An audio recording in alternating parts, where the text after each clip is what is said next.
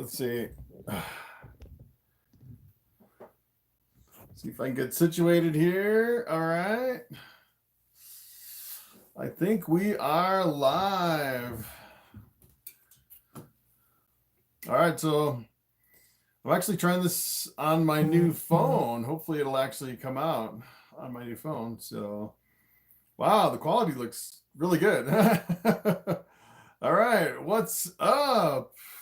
So yeah, so I actually upgraded my phone to a new Galaxy Note 9. It's actually completely unlocked from the factory. And it seems like all the bugs that I've been having with my phone have been fixed with this one. I can actually use a mobile hotspot. So I'm using a mobile hotspot for my phone to stream through my computer. And I still have extra bandwidth, which is kind of crazy. All right, what is up? Rob M. joined early so I don't miss it. I always love your live streams. All right, so I'm going to go to live chat instead of top chat so I don't miss anybody's chats over here on the live stream. Wow, it's interesting. It actually shows up on my phone before it shows up on my computer. Alex Label, what's up? All right, Rob M, nice. Glad to hear. All right, 9 people on the live already. It looks like it's actually working. Kind of thing that drives me crazy about this phone is the focus kind of goes in and out, which I've actually had some people complain about the focus, which is kind of crazy. All right, so it's been 2 minutes, just starting out. What's up, Boza Balls? Kevin, where should I get a Ball Python? Good question. This time of year, I'd probably shop over on Morphmarket.com. It's probably your best bet for Ball Python. Above and below, what's up? All right, 19 people on already. All right, Alex Van Wielden, what's up? Curious, I have a male banana pastel het clown. Trying to figure out what female to buy. Any ideas? Yeah, so if you have a male banana pastel, you could actually, if it's het clown, I'd probably go for the clown or the het clown for sure. That way you can make some pastel clowns, which is pretty awesome. You can make some banana clowns. You could also go with something with pastel and make super pastels. I'm actually holding back on my super pastel stuff. So I actually did a video on super pastels. Pretty much anything you mix with super pastel turns out really well. All right, Alex, I have a few questions about my Orange Dream Ball Python. She's about 9 years old. Yeah, so go ahead and ask, and I'll try to keep up with the questions. All right, got my first female over 1,000 grams. Nice. About 500 grams to go before you can breed them. Getting close. Clint Winton, what's up? He says, hey, Chris and Bobby. 31 people on already. All right, 3 minutes in. Just starting on the live. Fly, Eagles, fly. What's going on? What rack sizes would you currently recommend? Yeah, so I actually go with the I have all ARS caging, which is really expensive, like right behind me. These are actually the ARS 5040s. The 50 series tubs are good for males, good to grow up females, but the females could definitely outgrow these 5040s. I actually prefer the 7030 tubs, the 70 series tubs for an adult ball python. That's what Bobby lives in here, in a 70 series tubs. And then I'll do the hatchling racks, like right here for the hatchlings. And if you have hatchlings, I've seen some people say, hey, why can't I just take a hatchling and put it in a bigger tub? Well, you can actually do that. Essentially what you're doing is in a hatchling rack, you have a smaller amount of substrate. So you really save on the substrate with the hatchlings in the hatchling rack. All right, let's see here. Lots of questions. Wow. All right, Riley, what's up? What cool snakes can you get with a pastel pinstripe female and a ghost Mojave? Yeah, so pastels, I like to go with the super pastel. Anything super pastel, I'm actually holding back in my collection, trying to really ramp up my super pastels. Pinstripe works really good with bamboo. He makes bamboo with the pinstripe, and you get kind of a metallic, like a silvery metallic snake. Pinstripe works good too with pied. The pinstripe pieds are pretty awesome. Pinstripe confusion. If you mix pinstripe with like confusion, static, or acid, any of those genes work really well with pinstripe. Kind of explodes the pattern, and you still get the silver colored, the gold colored snake, which is pretty cool. And a ghost Mojave. Yeah, so what I prefer with the ghosts, if I was to actually do ghosts, what I'd probably do is I'd breed it with a dark gene. If you actually take a dark gene like blackhead and you actually get ghost, 2 copies of the recessive ghost, and with the blackhead, you get like a steel gray, like a gunmetal gray, almost like a it's an interesting gray snake. You get a really interesting color with any of your dark genes mixing in with ghost. TNT balls, what's up? All right, let's see. Dylan, I started pairing my male with my female around the middle of November. Should I continue to pair until she goes off of food? Yeah, so hey, we got the super chat works on my new phone. Thank you, Jax, for the super chat. All right, let me answer this question. I'll go to the super chat question right after. So yeah, so I'm actually pairing up my snakes. As a matter of fact, some of my females are just barely starting to go off of food. I fed 2 weeks ago, and almost every single female ate. And this last feeding, I had maybe 4 or 5 that are starting to go off of food. So we're kind of getting to that point. And I pretty much pair up for a total of 5 months. So I actually start in October. So then it's November, December, January, February, March. The middle of March, I'll actually stop pairing up. And usually then you can just separate all the males and then just wait for the eggs after that. All right, so I got another super chat. Thank you, Riley. All right. All right, let's go to the super chat question from Jax. Hey, Chris, I have an ARS rat rack. Recently, one of the nozzles got stuck in the cage and it filled up with water. Yes. So what I actually do on my rat racks, you definitely want to replace the nozzles. For a while, I was actually replacing the nozzles every single year. And as a matter of fact, it's been, I was replacing them every Christmas. I get new nozzles for my rats for Christmas.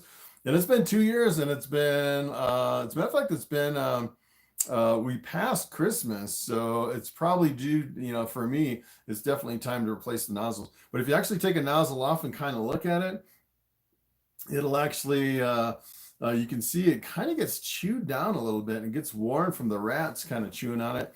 Another thing you can actually try with those nozzles is if you actually look at the lines, if you have like an ARS system with the water line coming through the whole rat rack. If you look at the very end of the line at the very bottom, it usually has a little cap on that line. You can actually take the cap off and let water run through your whole system, and it'll actually purge all the little bits and the little gunk. I actually had a problem where my line was getting stuck up at the top, and I started having rats die. I was like, what in the world's going on? Come to find out, my water line was plugged up by the bucket. So what I do now, every time I clean the rats, I'll take a 5-gallon bucket, put it at the bottom of the corner, and then take that cap off and just wait just a few minutes with the cap off, draining it into the bucket to kind of flush out all the lines so nothing gets stuck in there to plug up those nozzles. All right, Bobby, what are you doing? All right, so I saw another super chat come through. Let's see. Let's see what we got here. William, what's up? Hi, Chris. Any thoughts on pairing a super pastel het clown cross to a clown? Yes. So if you actually put pastel in with the clown, you get some really amazing combinations. As a matter of fact, I think probably the best gene that you can mix with clown is pastel and other genes with the pastel. So that would be a really good pairing, because all the visual clowns that you would get from that would all be pastel clowns, which is pretty amazing. So I absolutely love the pastel clowns. And if you can actually hold back some of the offspring and then breed back, you can possibly hit the super pastel clowns. That's pretty awesome too. So yeah, that is definitely a good place to go. For some reason, my my internet like froze up. I'm gonna have to refresh. Wow, that refreshed super fast over here. Wow, it still froze up. Wow, that's weird. All right, so I'm gonna go way back to where before the super chat questions. Let's see. Alex, we got it the day before Christmas, and she won't eat it all. We've tried almost everything except frozen thawed. What should you do? But yeah, so yeah, if your ball python's going off of food now, I'd say it's pretty common for ball pythons to go off of food during the winter months. As a matter of fact, here probably in another month or two, almost all my snakes, even my holdbacks, they'll all completely go off of food. But if it's been well, the day before Christmas, yeah, so that hasn't been too long. Depends on the size too. If they're coming up to like 1,000 grams or something like that, sometimes they get up against the 1,000-gram wall. They can be a little bit picky. You can try depending on the size of the snake, you can try like a full-grown adult mouse, a live mouse. Almost everything, almost all ball pythons, even if they're off of food, you throw a live mouse in there and they'll definitely eat it. The problem is you don't want them stuck on live mice. So what you can try one live mouse and then kind of follow up with the frozen thawed again. But it depends on the size of the snake. So if you have a snake like as big as Bobby here, a frozen thawed a live mouse is probably still too small for a snake like Bobby. You could try live rats, but yeah, sometimes you could try a frozen thawed mouse too, to kind of get them back onto food. Michelle Dahlman, what's up? What's your favorite snake? That is, my favorite snake is Bobby. This is Bobby, my 9-year-old bamboo ball python. Take a look at that guy. He is just kind of hanging out here. Doing good. Wow, looks like we have fairly good quality coming through the live. Let's see. Oh, that's interesting. Looks like the highest quality you can actually set my video to is 720, which is kind of interesting. I know I can handle like an HD 4K video. I don't know if my phone can actually be set to it here on the live stream. What's interesting, it just goes to 720 over here. All right, Rob, I was thinking of getting a few levels of the 5540. Yes. So when I started out, I started with just 4 levels of a 7030 is what I actually started out with. And the whole room was pretty much empty, except for just a few levels sitting, you know, they're like knee high, just kind of right on the floor. And then over the years, you can just kind of add to that as you can afford it. As you sell the hatchlings, you can just build up more and more of your rack system. That's a really good way to do it. All right, Papillion Pythons, what's up? Had my first lock a couple of days ago. Nice. How long until she stays? How long until she lays if the lock was successful? So, yeah, so if you first pair up a snake and they lock for the first time, I'd say you have sometimes you can have, I'd say maybe 6 months before she lays. It can be a really long time. I usually pair up for 5 months, keep moving my males through there, and none of them will lay during that 5 months. And then as soon as I separate them 5 months later, then I'll start seeing some ovulations. And then I think after the ovulation, I think it's like 30 days after the ovulation or something like that. I don't really track the time that much. I just, as soon as I pull all my males for my females, I actually just kind of look through the rack and look for eggs on all the females every single day. Mama Dragon 24, what's up? Hi, Chris. I'm getting a female banana fire visual scaleless head. Wow. What should I pair with? Have you had a female scaleless head breed successfully? So is that scaleless head, or is that totally scaleless?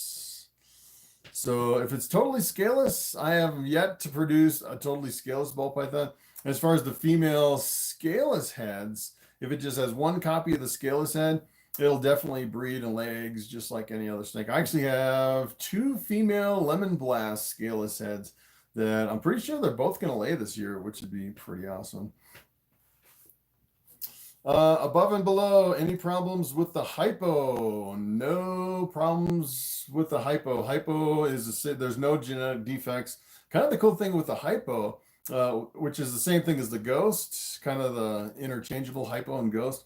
The ghost, if you just have one copy of the gene, a lot of times you'll see a brighter color on the snake from one copy of the gene. So you can actually breed your hypo through your collection and all your hatchlings will be a lot brighter just from one copy of the hypo, which is kind of cool. All right, TT, great information. Let's see, 3-in-1, what's up? How do you help a retained eye cap? That is a good question. So a retained eye cap is basically a shed on the eye of the ball python. And what I'll actually do, if you actually take a look at Bobby, what I'll do is I'll kind of put them in the sink and then just kind of splash water over them and kind of work on the whole snake, just kind of rubbing them down a little bit. And then every minute or so, I'll just splash some more water on and just kind of rub them down. It usually takes maybe 5 minutes or so before I get all the stuck shit off. And I usually save the eye caps for last. And what I'll try to do is I'll try to like just, first you have to get your snake to where it's not head shy. And then I'll just kind of rub underneath the eye and around the eye. But I'll try not to rub directly on the eye. So sometimes you can get it just kind of rubbing just around the eye, which Bobby is not head shy at all. I've actually seen people taking like a rubber, I think it's like for sewing, just like a little rubber thumb cap or a finger cap, and they'll actually just kind of run it across the eye. But I'm always freaked out that I'm going to hurt the snake's eye, so I try not to touch the eye as much as possible.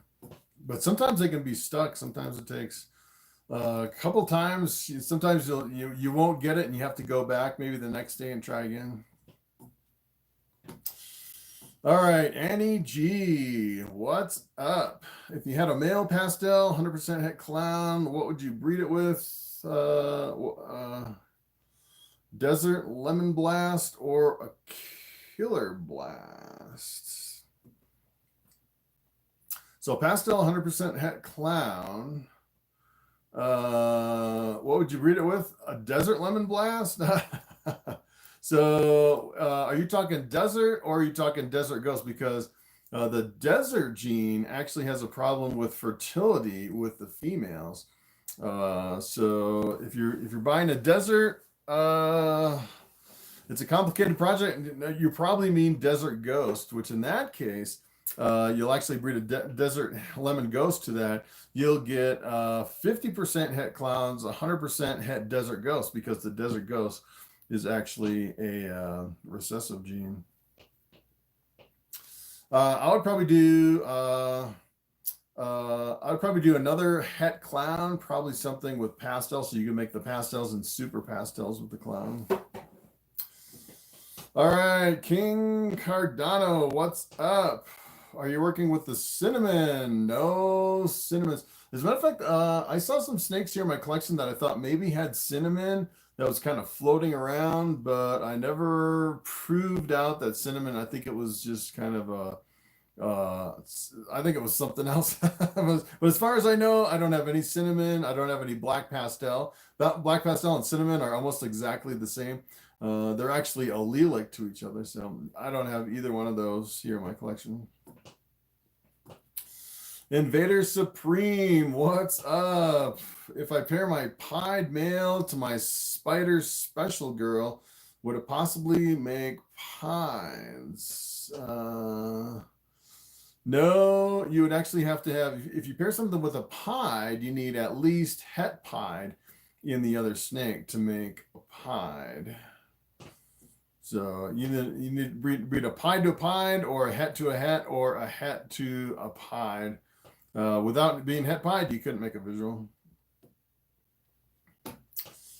All right, I have a female pastel lesser and a male lesser. If I breed them together, what will I get? Good question. I get this question a lot. Hey, if I breed these two snakes together, what will I get? You can actually go over to Morphmarket. They have a genetic calculator on Morphmarket and the World of Ball Pythons, and you can plug it in and see the results. So on that one, so you have a pastel lesser and a male lesser. So you would get the super lesser with 2 copies of the lesser, which would be an all white snake with blue eyes. You would get the pastel super lesser, which you couldn't tell if the pastel was in there. The white snake would completely hide it. You get pastels, you would get lessers, and you would get normals. Not many normals because you have a lot of genes there. All right, let's see. Scary Juju Bayou. That's a cool name. Okay, Chris, I have a Mojave Calico Yellow Belly. Any suggestions on what to breed him with? Yeah, so I would actually try Asphalt with the yellow belly, which would be pretty cool. You would actually get Calico Freeways if you bred that to an Asphalt. I don't think I've ever seen a Calico Freeway. That'd be kind of interesting. The other thing you could do is you could breed it to another yellow belly and make the Ivories, which is the white snake. As a matter of fact, if you had something like a yellow belly with leopard and enchi, both the leopard and the enchi will actually pull colors and patterns out of your Ivories. So if you're kind of going down the road of the Ivories with the super yellow bellies, I would definitely add some leopard, maybe some enchi in there too, which would really give you some all white snakes, but the leopard and the enchi would bring out some color through that white snake, which would be, I think it's the only 2 genes that bring out colors and patterns in the Ivories. All right, Walter Adams. If you have a hatchling suddenly refusing to eat frozen thawed for weeks, should you offer live just to get them to eat? And how do you get them back on frozen? Yes. So yeah, so pretty much in my collection, what I'll do is I actually mark all my live only hatchlings. And then first what I'll do is I'll actually go in and I'll try to do a frozen thawed first before I do a live. So I never just kind of just throw a live right in my hatchling tub. Even if it's live only, I'll try the frozen thawed first and then mark that tub. And if it doesn't eat, I'll go back and feed a live. Usually live mice. It really depends on the age of the snake. Sometimes they'll do live rats too if they've had a few live mice. And then sometimes they'll actually kind of backslide a little bit. You'll get them over on frozen thawed consistently. And then for whatever reason, they refuse to eat. Then you have to kind of go back to live for a few. And then you can go back, kind of back and forth until you get them 100% on frozen thawed. All right, exotic reptile plug. What's up? What would you breed a pastel clown spot nose to? Wow, pastel clown spot nose.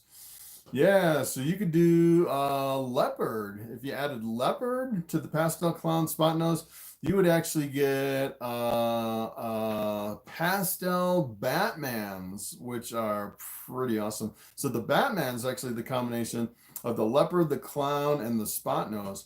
And you can actually add some other genes into the Batman. One of the best Batmans I've seen actually has banana in the bottom. So if you could take like a leopard banana and breed it to that, like a leopard banana het clown, you would get the banana pastel Batmans, which would be pretty cool. Oh, I don't know what's going on with my browser down here on my laptop's kind of freaking out. I have a glitch in my computer. I don't think it can handle this high-speed internet through my phone. It's like, whoa, it's something new. All right, Annie G. When you have eggs, how long do you keep them in the incubator? At what temperature and what humidity? So yeah, so ball python eggs, when you put them in the incubator, it takes roughly 60 days to hatch. I'd say anywhere between 55 and 60. And they're kind of sensitive to temperature too. So normally you'd incubate them at 90 degrees. If you come down a couple degrees, like 89 or 88, they can actually take a couple days longer. And that's where you get kind of the 60-day. And if you incubate them a little bit hotter, like 91, 92, they'll actually hatch a lot earlier, like 55, 56 days.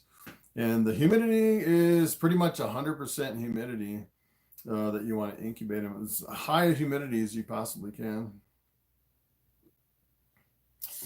All right, William, any thoughts on Super Pastel Het Clown? Yeah, I think I answered this one already. Yeah, that's a good pairing. Super Pastel Het Clown, you breed it with clown, you'll get all pastel clowns for your visual clowns, which would be pretty awesome. All right, let's see. Harley Neekirk, what's up? Let's see. What is your opinion on HGW, Hidden Gene Woma?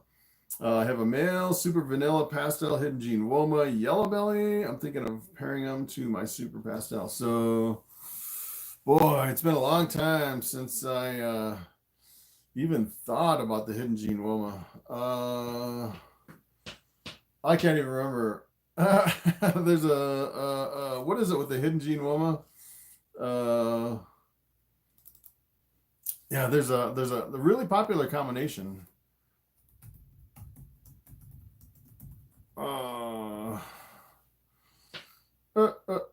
Let's see.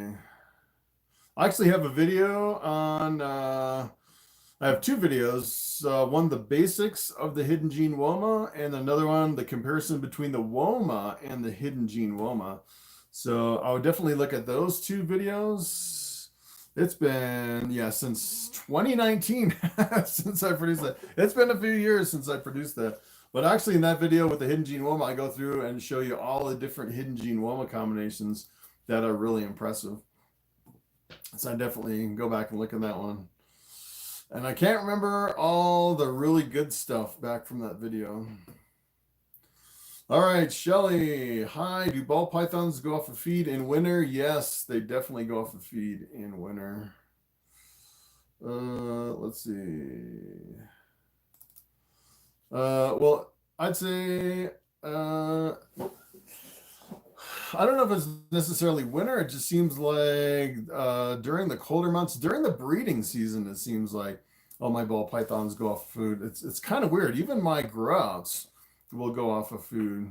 It seems like they all know in the whole room to just stop eating all at once for like a couple months. And it's usually in the winter, early spring, when the females start building eggs, which is kind of interesting. All right, Jose Martinez, thoughts on cooling before breeding? Why or why not? Is there any negative to cooling the entire rack? Yeah, so I do not recommend cooling. So a lot of people think that cooling will actually stimulate your ball pythons to breed. But the problem is I've actually, early on when I started out, I found that if I have even small fluctuations in my ambient temperature or in my hotspots, it seems like a lot of my ball pythons will go off of feed if the temperatures really change. and you change the temperature of your ambient, even like 2 degrees. So I like to keep it about 80 degrees in here. If it drops to like 78 degrees, my ball pythons will go off of food. And the problem is if you're actually trying to breed your ball pythons, what you really want to do, you want them to mate, you want to pair out, you want them to mate, but you also want your females to continue to eat as much as possible until they completely go off of food. So it almost seems to me like cooling would be a really bad idea, even though I'd say most people do cool. As a matter of fact, the thermostats actually have a built-in cooling function. Well, they have a nighttime drop in temperature that I've never used in any of my thermostats. So I would not recommend cooling. I would say most people probably do cool during the breeding season. Some people just drop the hot spot. Some people drop the ambient and the hot spot during the nighttime and then bring it back up during the daytime. Mason Johnson, say hello to the boys at work, Chris. We're watching you on the line. What's up, you guys? Working like dogs wherever you're working. It's pretty late here to be working. It's actually 7:31. Yeah. What's up? Yeah, I'm working too. Working on the live stream. All right. Austin, what's up? Hey, Chris, loving the new channels. Yes. So I actually have 3 channels now. I have this one, my Ball Python channel. I have another motorcycle channel. My motorcycle channel is doing really good, getting some really good views. I'm monetized over there. It's called My Motorcycle Obsession. I have another one called the Hardwick Hatchery, the Hardwick Homestead. I think it was the hatchery first, and then I changed the name to the Hardwick Homestead. It's just kind of random, fun videos, kind of my cows and my ducks and stuff over on that channel. I actually have over 1,000 subscribers, but I don't have the watch time. So if you guys want to go over there and hit play all and just watch all my videos, it'll help me to monetize that channel. Hasn't been long since I actually started that up, so, but it should be monetized pretty soon. Not doing as good as my motorcycle channel. Let's see. All right, Richard. I live in Virginia. My entire ball python collection got an upper respiratory infection. Oh no, I only have 2 snakes now. Friend took my snakes and is treating them. Wow. Yeah, so yeah, I've never had a problem with any of my ball pythons having a respiratory infection. Yeah, that could be a problem. So I've actually heard if you have your humidity too high and not enough ventilation in your rack, you can have a respiratory infection. I saw it once in one guy's collection, and he actually had kind of a home-built rack, and I don't think he had enough ventilation in his rack system.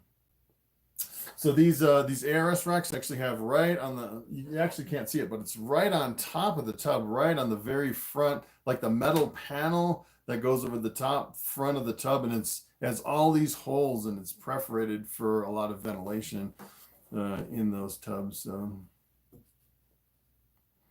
TLXY, what's up? Any generic first time breeding tips? Generic, buy a couple snakes. Buy a couple snakes, put them together, and you'll probably get eggs. And then get an incubator. Yeah, so it's not really that hard. There's a lot of people that kind of overthink breeding ball pythons, and essentially what it is just making sure your snakes get enough food, and then just putting your males with your females, and then catching the eggs on time, pulling the eggs out, and then putting them in an incubator. Jake, what's up? My wife just said if I get rid of my reef tank, I can get a snake. Yeah. Keep in mind the reef tank actually takes money all the time, and if you actually buy some ball pythons and breed them, and they'll actually make money. So you can use your snake money to pay for your reef tank, which would be pretty cool if you intend on breeding. Hilljack Life, what's up? Hey, sup, bro? Nice to see you around. Have you ever heard of Cypress? Yes. I did a video on Cypress. And in that video, I was saying Cyprus is really expensive. It's too expensive for me. I can't afford Cyprus. Cyprus has come way down, and you can make some pretty awesome combinations with Cyprus. I almost got into that project when I first started in ball pythons, but decided not to. And Cyprus, with certain genes, you can actually get a striped snake. You have to look at that video I made on the Cyprus. It's been a few years since I made that one. The hated movie collector, what's up? Hey man, just picked up my first clown and first female. Nice. Yes, I have 2 clown females and 1 banana enchi clown male. So yeah, I have some clown in my triple hats too. So that's a pretty good gene. First female normal, nice. Let's see. Would a pinstripe bamboo female 10% head clown is 100% head clown. I don't think you can get a 10% head clown. Pinstripe bamboo female, yeah, even for the worth 400, yeah, even a bamboo female, I sell them for more than 400. So yeah, that's depends on the line of bamboo too. So I usually sell my bamboos for a little bit more than other people, but if you actually look at some lines of bamboos, some of them are really muddied out. They're kind of dark. So you definitely have to keep an eye on what the bamboo looks like. I've seen bamboos sell for 250 bucks, like the really dark, kind of muddied out bamboos. But yeah, anything bamboo, pinstripe, head clown, definitely worth 400, I would say. Let's see. Evan Morrison, what's up? Is the cheapest, most accurate thermostat humidity? What is the cheapest, most accurate thermostat humidity sensor? Yeah, so for humidity, I actually use a completely separate sensor than my thermostat for the temperature. And for humidity, I think I've only seen one. As a matter of fact, I'm working on a video that I think I'm going to post maybe the day after tomorrow. And I'm going to go through everything in my entire snake collection, all my equipment and all my supplies, everything I have. And I'll actually mention my the humidity controller that I use here with I actually use like a swamp cooler for the humidity here in my reptile room, and I'll actually give you the links to those so you can check those out. But it's not that expensive. I don't think it's less than 100 bucks for the humidity controller. All right, Clint. I am breeding an orange ghost enchi banana male and a pinstripe banana female. First time. Wow, that's that's a lot of genes. So orange, everything will be het orange ghost, and you'll have enchi banana, pinstripe banana. So you get super bananas. You'll get enchi bananas. Enchi super bananas would be pretty cool. And enchi pinstripes, banana pinstripes, enchi banana pinstripes, pretty awesome. Hilljack Life says later. See you later. Danny, thoughts on pairing a female leopard Mojave yellow belly pastel spider to a male lavender albino? Wow. Yeah, so that's kind of crazy. What'd you pair to the female? So yeah, so you have leopard, Mojave, yellow belly, pastel, and spider. So keep in mind with the spider, you don't want to breed it with another spider because it's a lethal mutation. 25% of the time, the eggs won't develop. You don't want to breed it to a champagne. The spider champagne can be lethal too. Leopard, Mojave, yellow belly. So you have leopard, yellow belly. What you can actually do, you could breed it to another yellow belly with enchi and put the enchi and the leopard in your ivories, your super yellow belly. You can get some really amazing super yellow bellies, the ivories, if you mix in leopard and enchi in there, especially if you have pastel in there too. Yeah, so that would be, especially spider. Yeah, that would be. You should go over to Morphmarket and look up the ivory with the addition of leopard and look at all the different combinations. It's pretty awesome. And you're breeding it to a male lavender albino. It's almost like breeding it to a normal, because you won't get any other genes in there, and everything will be het lavender. So you'd have to hold back the offspring and then breed them back, or breed the offspring together to actually get the visual lavender albinos. All right, let's see. Sarah Wawa, channel member. Thank you for being a channel member. Thanks for the videos. Hey, we got another super chat. Thank you, iridescent unicorn farts. All right, let me answer this question, then I'll go to the super chat question. All right, let's see. I love that you have videos on snakes that are for sale. Yes, so I started doing that recently. And people got really excited, especially, like this time of year when I think I've sold like 13 snakes so far that I haven't shipped out yet. And this week it's been super cold here. As a matter of fact, today it was a high of, I was out there plowing snow. It was like 3 degrees outside. It was super cold. I think tonight it's supposed to get down to like -7 Fahrenheit. And obviously you can't ship snakes, so and everyone wants to see their snakes. So I've been doing videos to kind of show you, hey, this is what your snake looks like, even though I can't ship it right now or maybe a couple of weeks, but hopefully soon. All right, so I'm going to come down to the super chat question. What can I pair with my butter het hypo? All right, so keep in mind, butter is this pretty much the same thing as lesser. Some people think they're the same gene.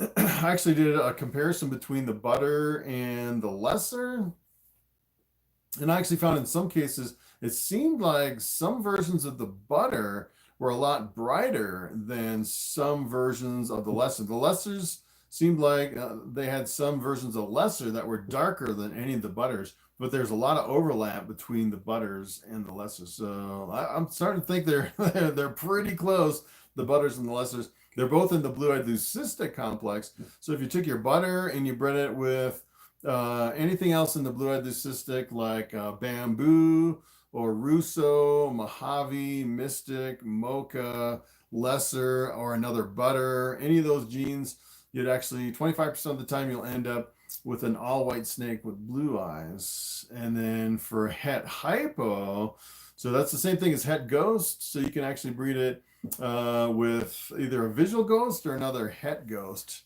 to get the visual ghost, since it's a recessive. And I like to work, kind of my favorite ghosts are the dark genes in the ghosts. You can actually get kind of a really interesting gray snake if you have like blackhead or black pastel or something like that. One of the dark genes in with ghost, you get a really interesting grayish looking snake. Almost doesn't even look real. It's kind of an interesting effect. All right, so it's weird. My my over here, I'm actually streaming. I'm actually using the internet on my laptop, streaming it through my phone. My phone's acting as a hotspot. And for some reason, my chat over here that I'm reading from actually is freezing up. I can't scroll up. It's like I can't, and then it will unfreeze just randomly, which is weird. Some weird glitch. All right, another super chat. Venom Wonderful, thank you. Have you ever crossed a bulldog with a Shih Tzu? Yeah, I have, and you get a whole bunch of bullshit. Oh, that's pretty funny one. That's worth $5. All right, I'm actually going to go from top chat to live chat and then back to top chat. Oh, it's like froze up over here. All right. So I'm going to go back up to see if I can find out where I ended here. Wait.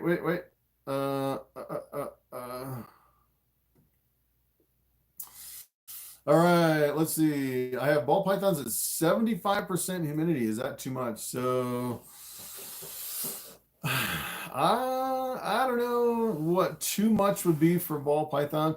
I actually have my room controlled. My humidity is actually set to 55 or 56% here in my reptile room. And that's a little bit too low because I actually had some stuck shads if I don't keep some moisture in the substrate in some of these tubs. So 75 might be pretty good. I wouldn't go too high if you can help it. So I prefer to kind of stay on the drier side until ball pythons are going into a shed just to kind of avoid the possibility of respiratory infections. But I would think 75 would probably be okay. That's pretty humid though. Even right now, like 55% here in my snake room, it's pretty humid just sitting here.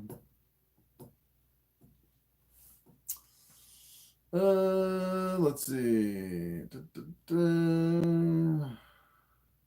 I think I already answered that question.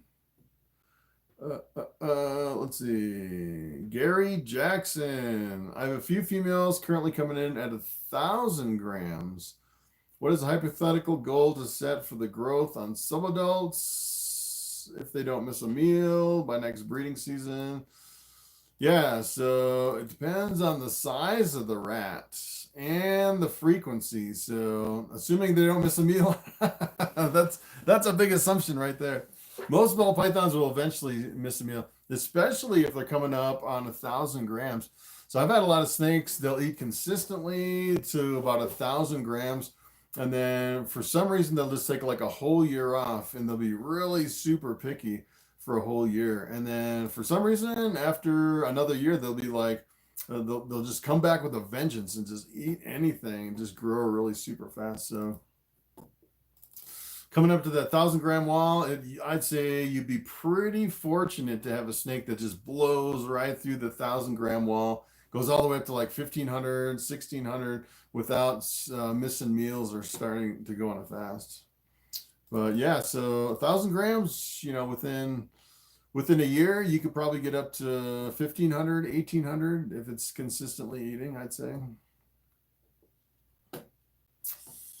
All right, Vex, if you were to breed a queen bee, what would you pair with it? So the queen bee. So let me see over here.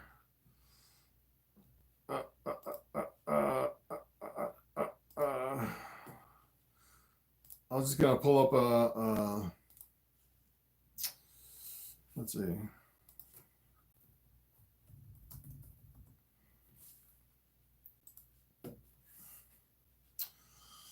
Okay, so the queen bee is actually a lesser pastel spider. So anything with king or queen, it actually has lesser in it. And sometimes the bees can have pastels. Sometimes the bees won't have pastels, but the bees pretty much indicate that there's spider in there. So if you see king or queen and bee, it's either it's a lesser spider something, and then the queen, you add pastel, it actually converts the king into queen, which is all these slang names, especially for the beginning. The guy trying to figure out all the names and the genes is pretty confusing. So with the lesser, keep in mind the lesser's in the blue-eyed leucistic, so you can actually breed it with any gene in the blue-eyed leucistic and make white snakes. And then the bee with the spider and the pastel, you want to make sure you don't breed it with spider. You don't want to breed it with champagne because those are lethal combinations. Pretty much one of my favorite combinations with the spider is the calico. You can make I guess they call it the calabi with the calico and the spider. And then if you add the pastel in with the calico and the spider, you can actually add like orange dream or super orange dream or some yellow belly in with the calico spider and make some really amazing combinations. Those are probably the best I've seen with the spider. Must not have liked my questions because I got skipped. Yeah, so over here, oh, you know what? I'm back in top chat. How did I get back to top chat? Oh, now it's freezing up again. Yeah, so if I go to top chat, it skips questions. Let's see. Let's see if I can go back and see. You'll have to ask your question again. It's too far back. I can't scroll back that far. Yeah, but if I go over to top chat, this has been acting kind of buggy over here. It's kind of weird. It's been freezing up over here on my chat. And then keep in mind, there's actually a built-in moderator over here in the chat. So if you actually start throwing in like swear words and stuff like that, it'll like completely delete your question. You might see your question, but nobody else can see it. So you have to be careful of that too. Depends on the wording of the question that you're asking. All right, Eric, my female just started a hunger strike. Yes, I would say this time of year, moving forward, maybe the next 2 or 3 months, I would say a lot of people probably have a lot of snakes going off of food this time of year. James, what is the project that will retain the most value over time, in your opinion and experience? Yes, so I would say probably the pieds and the clowns. They've always been really hot. And basically, since they're both recessive, it's really hard to work other genes into the pieds and the clowns. Another one that'll probably hold its value is anything in the yellow belly complex, like the highways and the freeways, just because of the difficulties. When you breed it to something else, you don't know which offspring has the yellow belly, which one has the asphalt. So it's kind of guesswork on the identification of a lot of the offspring, just because of the difficulty of the project, and because you can get so amazing combinations with the highways and the freeways. That's really why they retain their value. Some of the other interesting ones to be like the sunset.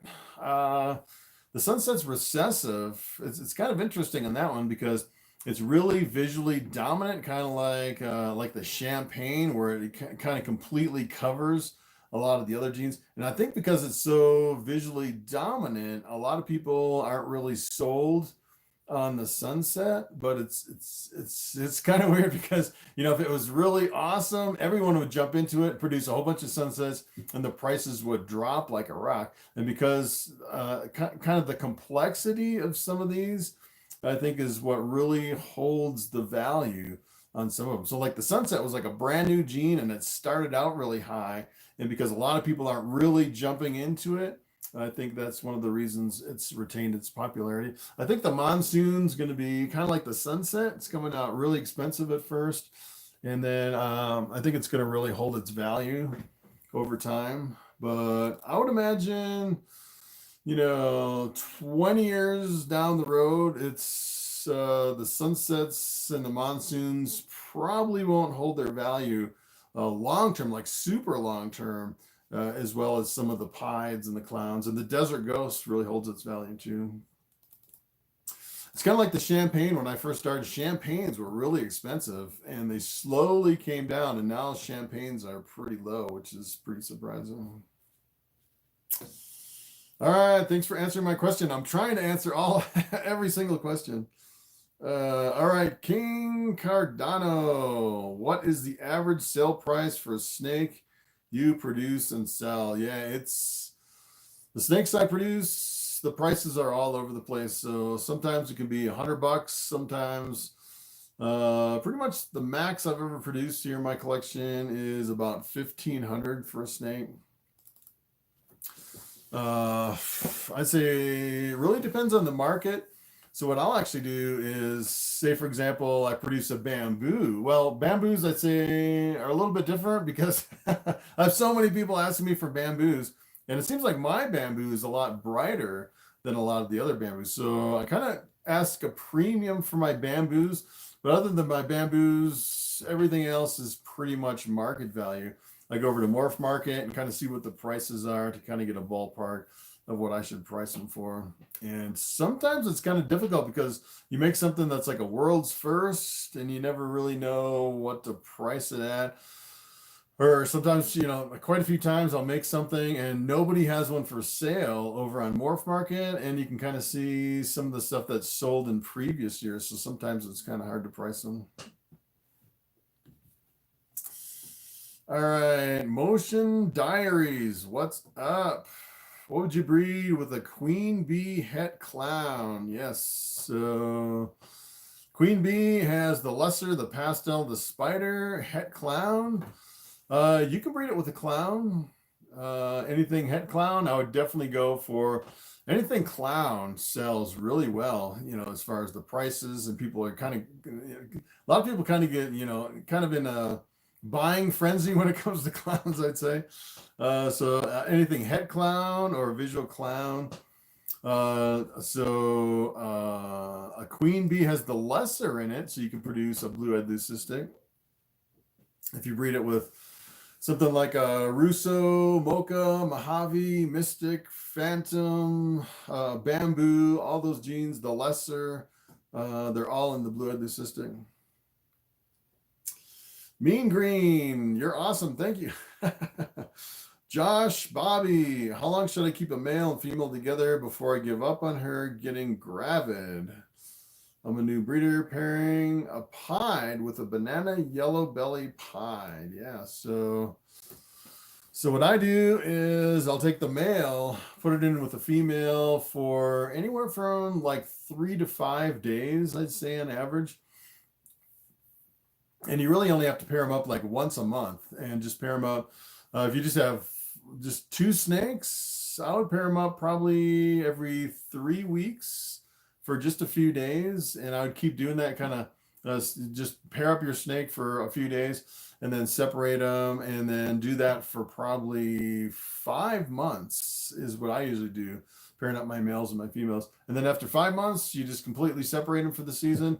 And then if you get eggs, you get eggs. And if you don't, you don't. And then I basically just go one certain time of the year, like on October the 15th, I pair up all my males and females. So I'm pretty much on the same yearly schedule as far as pairing up all my snakes.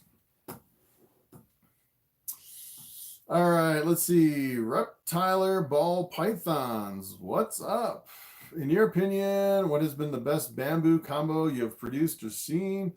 I produced a hypo bamboo spinner. Wow. Hypo bamboo spinner. That's pretty awesome. Yeah, I could show you my best one, actually. This one right here. This girl's name is Ozzy. She just ate, actually.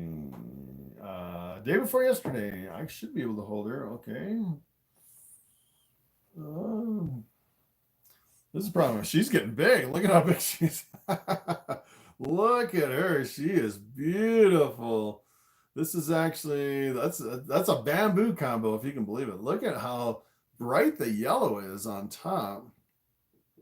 This is actually a lemon blast with the pastel, pinstripe, and the bamboo. You can get it in focus there. And it has calico. So this is a lemon blast, calico, bamboo. Possible, it's 50% het desert ghost too. She's getting really chunky. Look at how big she is. Looking really crazy. And when I hatched her out, she was completely white with blue eyes. She always has blue eyes. I was like, the breeding's impossible. I can't get a blue-eyed leucistic.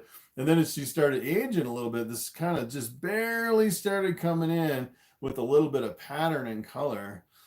And then just over the last month, she's really got some really crazy color and pattern that came in. So that's pretty crazy. And it's a female. That is one of my holdbacks right there.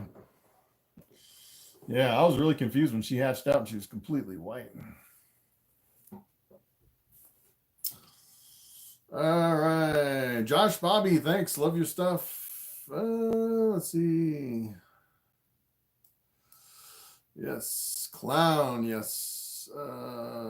Benjamin from New Zealand. What's up, Benji? I finally got your question. I'm like, how far am I? I think I'm like, I'm like 50 questions behind. I don't even know if you're still here. All right, Gary. Should I stop offering regularly during the winter months?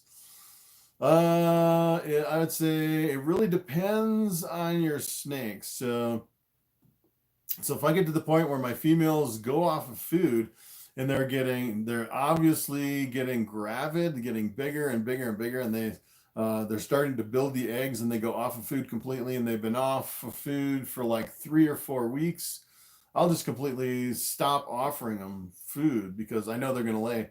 And it's funny because they'll fill up with eggs and there's really not enough room inside of the snake to fit a rodent in there. I think that's one of the reasons they go off of food. And it doesn't do any good to offer them any food. If they're still looking a little bit skinny, yeah, I would probably offer food. But if they're looking really gravid, you know they're going to lay. You could probably stop feeding until they lay eggs. Let's see. Scary Juju Bayu. Let's see. Why does Morphmarket have asphalt yellow belly? Is it the same thing or is it because they can't tell the difference? Yeah, so if you actually take a freeway, which is the combination of the asphalt and the yellow belly, freeways are really amazing looking combinations. And then if you actually take the freeway and you breed it to something else, all the offspring look normals. It's hard to tell the difference between a yellow belly and a normal unless you can actually pick out the markers. And you can't tell the difference between the asphalt and the yellow belly. And since it's allelic, meaning it acts like a super, if you actually have a freeway and you breed it to something else, you won't get any normals, you won't get any freeways, you'll get half asphalts and half yellow belly. So, you know, everything in the clutch is either an asphalt or a yellow belly, but you can't tell the difference between the asphalts and the yellow bellies. So they just kind of do asphalt / yellow belly. And if you're buying them, you kind of taking a chance, unless you actually breed like an ivory, which is a super yellow belly, then you know everything is yellow belly. Or if you breed like a super asphalt, I've actually seen that before, where people will say this is an asphalt guaranteed because if they actually say that, it's because it came from a super asphalt and they know for sure that it's an asphalt. Otherwise, if you're breeding like highways and freeways, yeah, you don't know the difference between the two. What is Bobby doing on my head? What are you doing? What was your first snake and do you still have it? No, my first pet snake was actually a black and white California king snake. All right, Bobby, what are you doing? It was beautiful. I actually got it on Craigslist, and I decided, well, when I first started in snakes, I actually started with king snakes. I had some Australian Woma pythons. I had a whole bunch of stuff. I didn't really know what I was doing. I was just buying a whole bunch of different snakes. I'd buy like a pair of this and a pair of that. And it wasn't until after about a year when I started really looking into snakes that I kind of discovered ball pythons and all the different genes in ball pythons. I had no clue about the potential of the ball pythons. And it was pretty much at that point where I realized, I think I had like 20 snakes in my collection.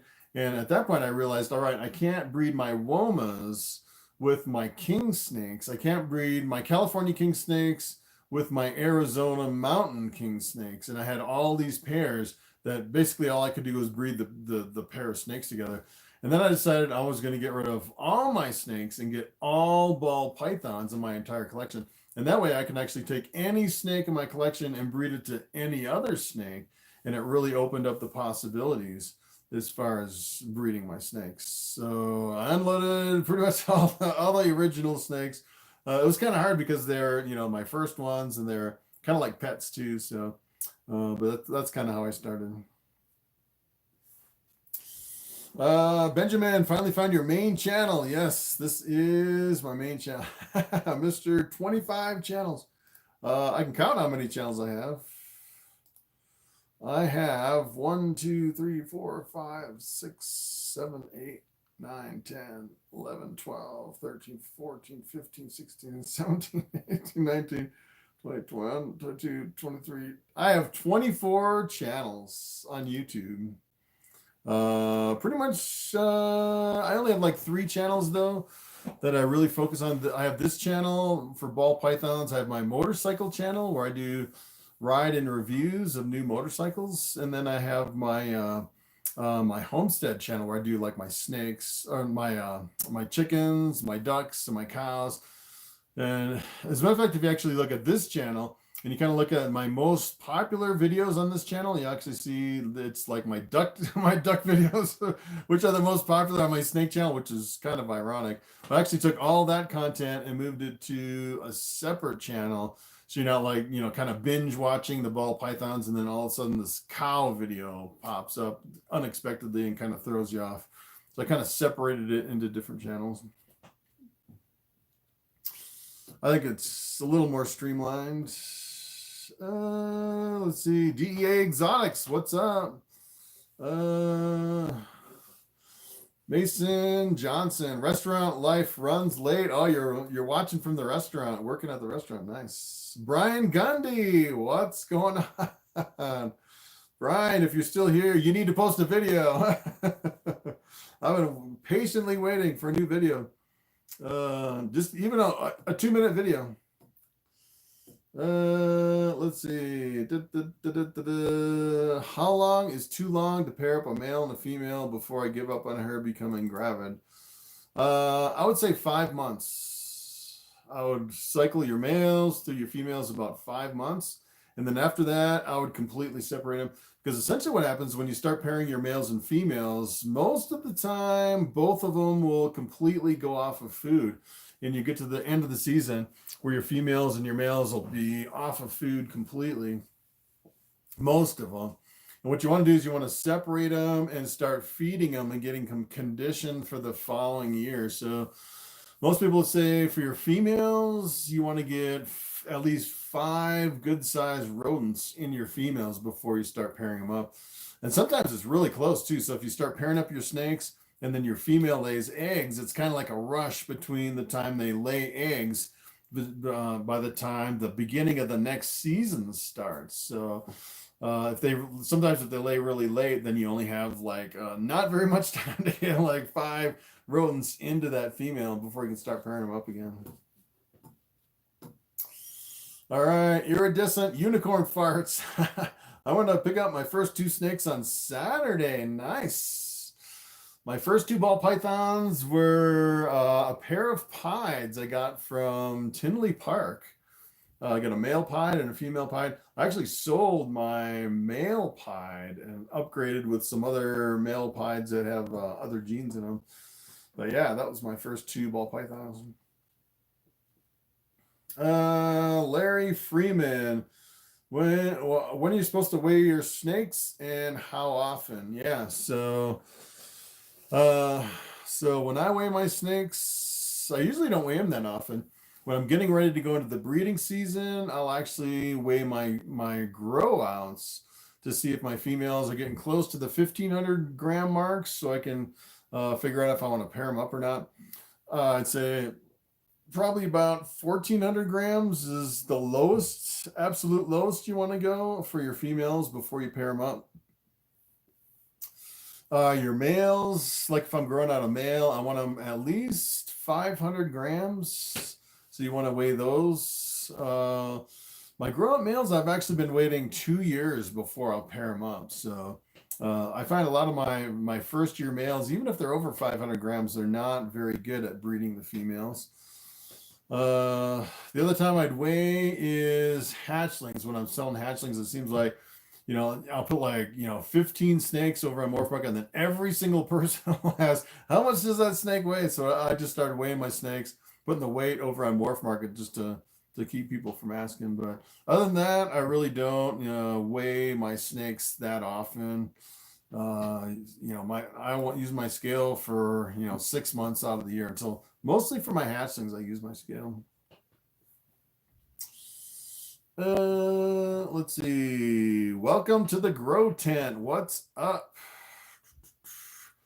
How often do you change out the cocoa in the tubs? Yeah, so if I have a whole pallet of cocoa and an unlimited supply in my garage, I'll actually change out my coconut husk once a month. But lately, the coconut husk has been on a really long back order. As a matter of fact, they were saying like the end of February to get a pallet of coconut husk. I've been waiting months for coconut husk. So that's what I've been doing is I've been breaking up a block. I only have a few blocks left, so I've been breaking up the blocks. And then what I'll do is I'll kind of sprinkle the good stuff on the bad stuff to kind of extend the bad stuff to kind of freshen it. And it seems like it's been working pretty good to kind of freshen up that way. But yeah, I'm in desperate need to go through and just change it all out. So got another month to go. I'm trying to, it's a lot of blocks. I think I use maybe 6 blocks to actually go through and change all the coconut husks in my collection. So it's quite a bit. All right, tattoo rhino. I just realized tattoo. It's an interesting way to spell it. Just got 2 lessers for our first snakes. Thinking of breeding in a year. Doing a ton of research. Love your videos. Thank you. D Baker, what's up? Thanks for the videos. Yes. Exotic reptile plug. Have you ever done snake trades? As a matter of fact, I think I have done a couple snake trades. And it's usually at the reptile shows with other ball python breeders. And you're always looking at the guy next to you and he's looking at your snakes. And sometimes you actually can make deals if you get some snakes that are close in value to each other. Sometimes you can do a snake trade, but I'd say for the most part, I tend not to anymore. I usually go over to Morphmarket, and out of the tens of thousands of snakes, I'm kind of picking out just the right genes that I want here in my collection. And it's almost seems, unless you're like at a reptile show where someone's like right next to you and you can do the trade real easy, it's almost easier just to sell your snake and then use that cash to buy something else versus trading, unless you're like standing right next to someone else's collection and you have like both have their snakes and you can just do like a trade right across the aisle. Question, are you single? A friend is asking. No, I've been married for a long time, since 96. Long time. Let's see. DS Balls of Houston. What's up? Welcome to the channel. Hey, Chris, I finally made my first, wait. I have finally made my first year to breed. My question is, how do I verify my male? He is a pastel, lesser vanilla, possible double het clown pied. Yes. So you're wondering about the hets, double het clown and pied. So I actually have some snakes here in my collection. I actually have 2 snakes that are 100% het caramel albino. And I've never proved out the caramel albino, and I've never really worried about it. I've just, as a matter of fact, I've actually produced some bamboos that were 50% het caramel albinos, and I just use them as breeders. I'm not necessarily looking to verify if they are or aren't. According to the breeder, they're 100%. But if you actually have possible double hets, yeah. So if you actually bred that to something else, at what point do you say it's still a possible het? And that's kind of where the genes can end up being hidden throughout your collection. You get 100% hets, and then you get 50% hets, and then like in your case, you get possible hets. And then pretty soon, at what point do you just drop the possible het? And then pretty soon you just have like, clowns and pies just kind of popping up randomly in your collection, because, a lot of people, you'll buy a snake and it'll be, possible of a possible of a possible. And a lot of people just end up just completely dropping the possibles. So, I mean, you could try to breed them to clowns or pies, but if you don't have clowns or pies, yeah, it's up to you whether to say it's the offspring and actually still be possible in that. All right, clutch. I have an Enchy Lemon Blast. Nice. Do you breed any Lemon Blasts? Yes. As a matter of fact, I do have an Enchy Lemon Blast, 100% het Desert Ghost that I just sold, that I still have here in my collection. I produce a lot of pinstripes and a lot of lemon blasts and some super blasts. And as a matter of fact, I do have one. Let me see. I might have a pretty cool lemon blast. Look at this one. All right, I want to show you this one. I'll show you an interesting snake. This one's pretty cool. If I can get the tub out next to my phone here. Looks like it's kind of going into a shed, maybe.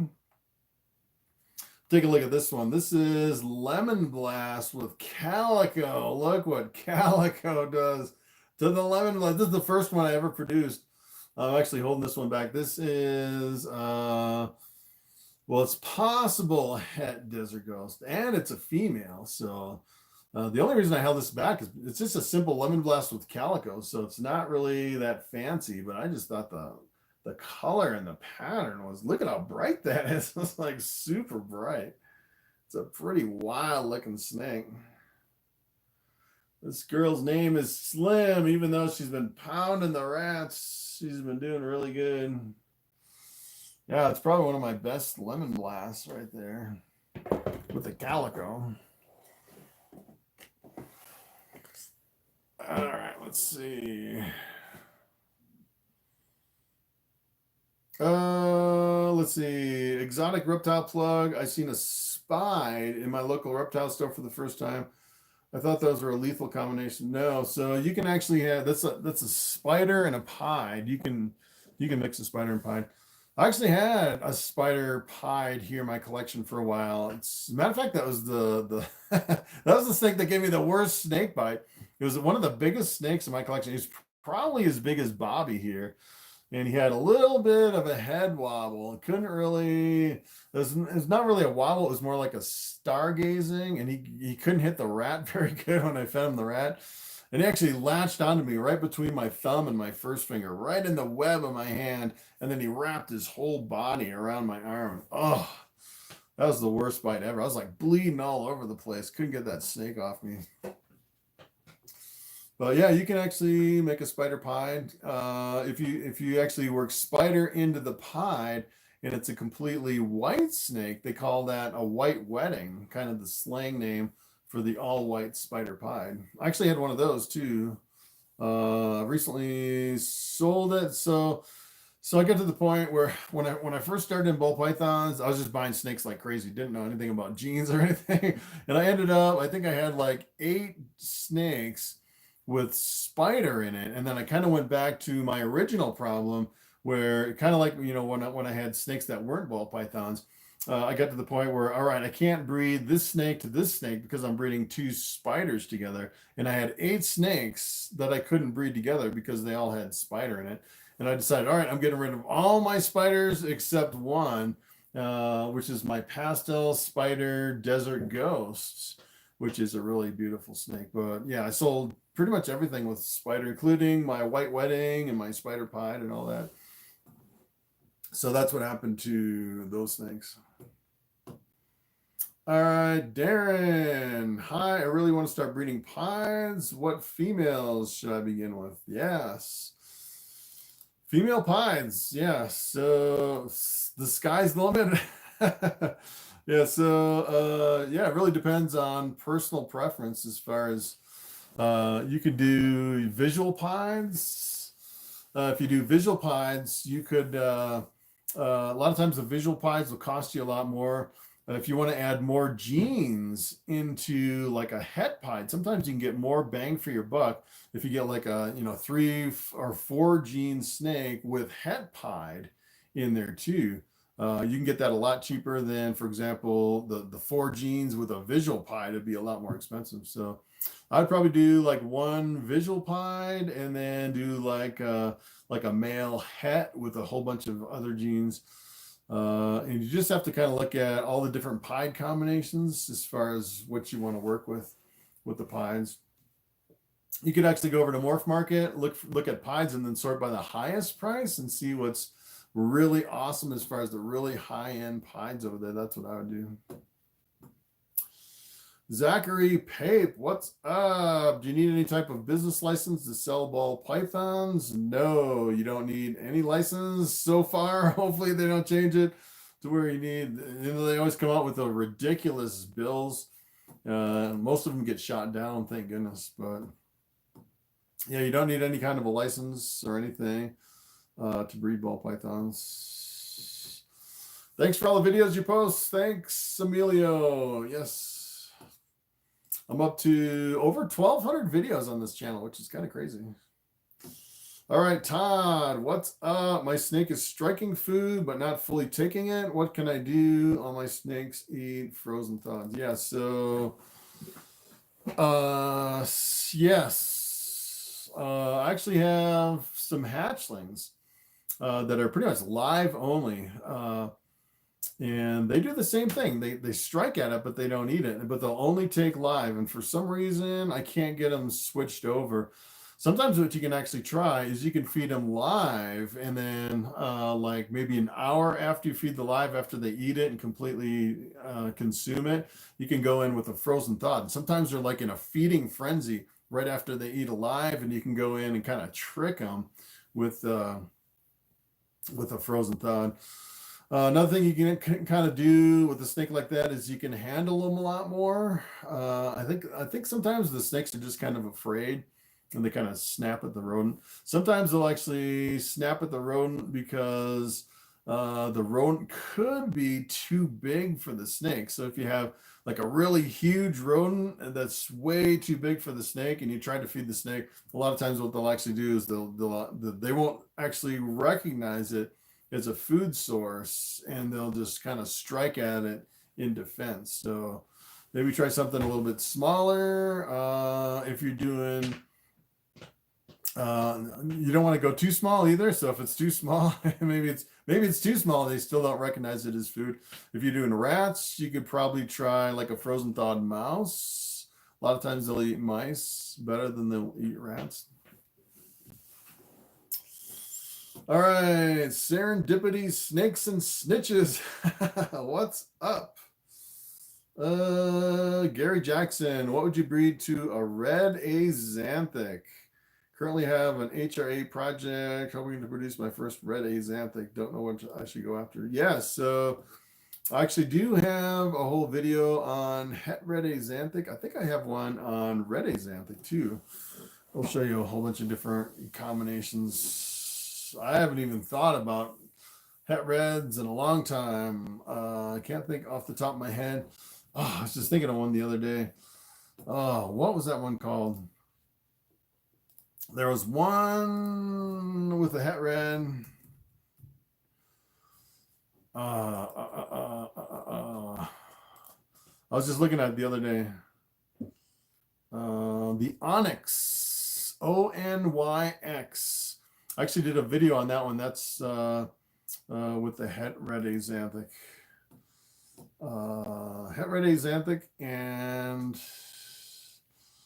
let me see. I think it was the black pastel. Let me see.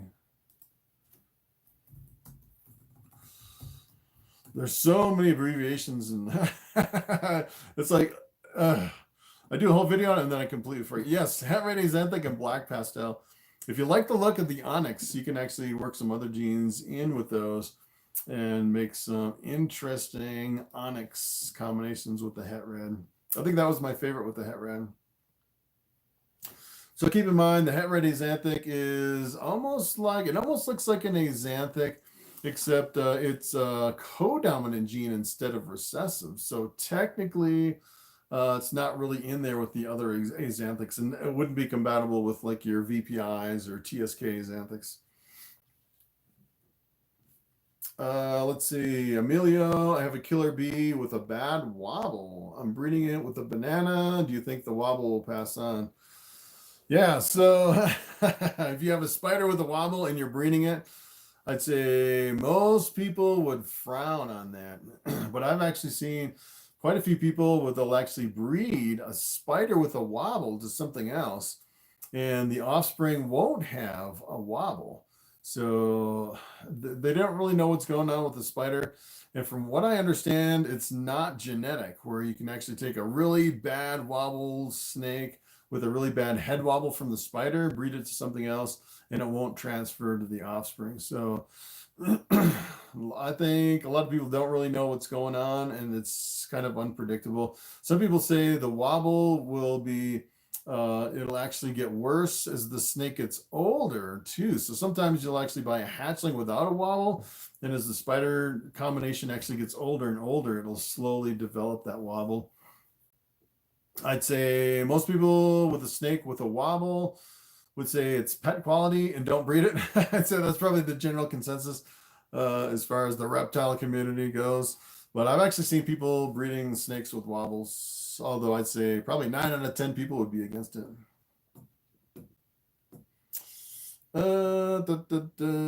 Let's see. Do you make a fair amount of money on the more simple genes?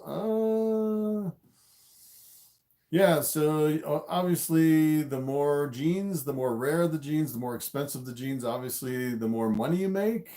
You have to kind of look at the market too.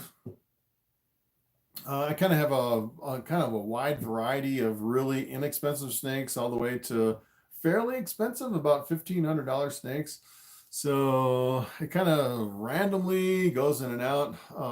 Seems like this year I produced a lot of normal possible hits, normal hits. And let me tell you, you don't make pretty much anything on those. But every now and then you'll get like a couple $800 snakes or a $1,500 snake that'll make up for all the normals and kind of the low end stuff. And overall, you can do pretty good if you kind of mix it up and balance it out. All right, we have a super chat. All right, let's see if I can get it down here. Samantha Winslet, what's up? How long did it take to recoup your investment before making a profit? Good question. So, well, I would say my initial investment paid for itself the first year I had Ball Python hatchlings. So my very first year I produced, I can't remember how many I produced. I think I produced like over 100 hatchlings my very first year, which pretty much paid for all my snakes and all my equipment. But of course, since then, you know, I bought more racks and more equipment. And let me tell you, that's really the side you want to get on. You want to get over that initial hump to where you can have your hatchlings pay for everything. But yeah, it's pretty much the first year of hatchlings, which was 2 years. 2 years into breeding ball pythons is when I started making pretty much breaking even. I was going broke the first 2 years. You know, you're buying racks and rats and bedding and snakes, and yeah, you're really struggling when you first start out in ball pythons. Let's see. Let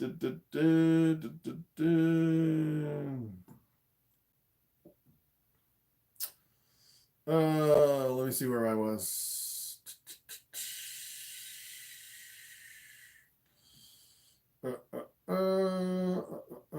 Let's see. More profitable breeding project.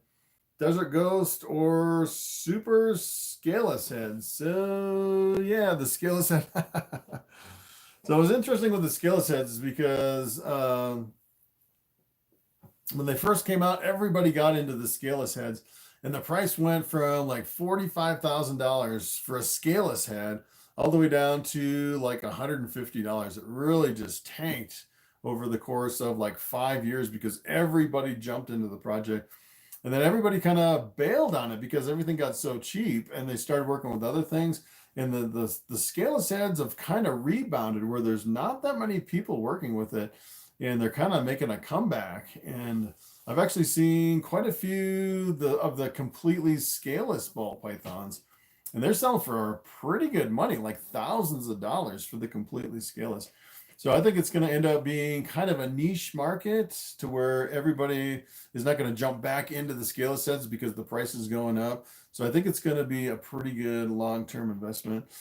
Although Desert Ghost, I would say there's probably more people into Desert Ghost. So It's kind of like up there with the clowns and the pies, where I think Desert Ghost is always going to be widely available. So I think as far as kind of a small project, either one of them would work good. But if you're to produce like hundreds of snakes and have a bigger operation, I would probably say Desert Ghost is a better bet. You probably have more buyers for the Desert Ghost than the scaleless heads or the completely scaleless ball pythons. All right. Do I know anything about the Cinder Gene? I have heard of the Cinder Gene, but I haven't done a video. As far as I know, I don't think I have on the Cinder Gene. So a lot of these newer genes, if I do a video on the gene, I have to actually go over to Morphmarket and then find a lot of combinations with that gene to really show the potential and what that gene can do with some combinations. And a lot of times with these new genes, you go over to Morphmarket and there's like, just 2 or 3 snakes, like, or a couple dozen that, not working a whole lot of genes into that particular gene, and you can't really get a feel for it. So I didn't really do videos on a lot of those, but it's been a long time since I've done videos on genes. So I might actually go back and kind of look back at some of those genes. Wham's Pride. What's up? Tri-stripe is a sleeper morph that retains value really well. Yes. Yeah, I almost got into tri-stripe when I bought my first 2 pies. It's kind of on the fence between the pies and the tri-stripe. Yeah, tri-stripe's really good too. It's kind of one of those niche markets where not a lot of people are into the tri-stripes. You'll actually go over to Morphmarket and just see not that many. Compared to like the pies, which like the pies are really popular over on Morphmarket. Let's see. My female DJI Mojave Het Orange Ghost just had her prelay shed. Nice. Paired with a banana pastel clown. Hoping to get some banana pastavi GHIS clown. Nice.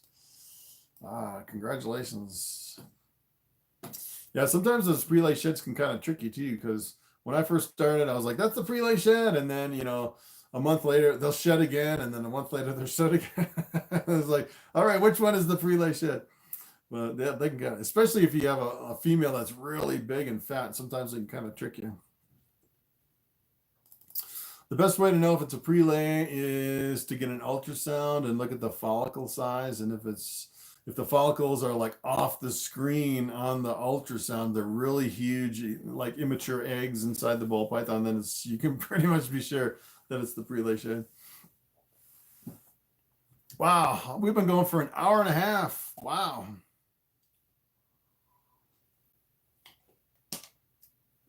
$80 people still on the live. 80 people. Wow. 44 thumbs ups. All right. All right, Space Chief. Let's see. I've noticed my picket eaters that will only take frozen thawed end up getting fart attacks. But my frozen thawed fed ones don't. Picky eaters. So snakes getting gas. Interesting. I've never really noticed that here in my collection. Of course, I have so many ball pythons, I wouldn't really know. I don't really hear anything. Well, of course, I have like the air cleaner running and everything. So I don't know. I was thinking you could have some kind of an intestinal thing going on, like a parasite or something in some of your ball pythons, but that's pretty rare to actually have something like that. I've never really heard of it.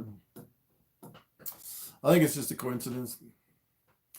All right, Callie82, what's up? Long time. I was going to ask, how much are your docile balls? Mine just died Saturday. Oh, bummer. I watch your channel a lot. Do you also deal in red-tailed boas? Yeah, so I don't really deal in any red-tailed boas or blood pythons or anything like that. Pretty much 100% ball pythons. Although I have 2 reticulated pythons, and Lucy, she's about 100 pounds. I'd say anywhere between probably about 90 to 100 pounds. And I saw a really good lock this year with my reticulated pythons, and she looks like she's developing eggs. She completely went off of food. I actually have her right over here in this. I brought her enclosure in here to the reptile room. And she looks like she's going to lay some eggs. So I might have some reticulated pythons. And if she lays, I'll probably have like 50 retics for sale, which would be kind of crazy. And they would all be lavender albino, part dwarf and part super dwarf. So I might have some retics for sale.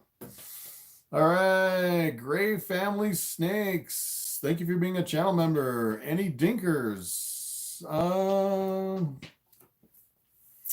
If you actually look at some of my coral glows that I have listed over on Morphmarket, if they're listed, if they're actually 50% het pies, they could have that dinker gene for my coral glow in some of those some of those coral glows.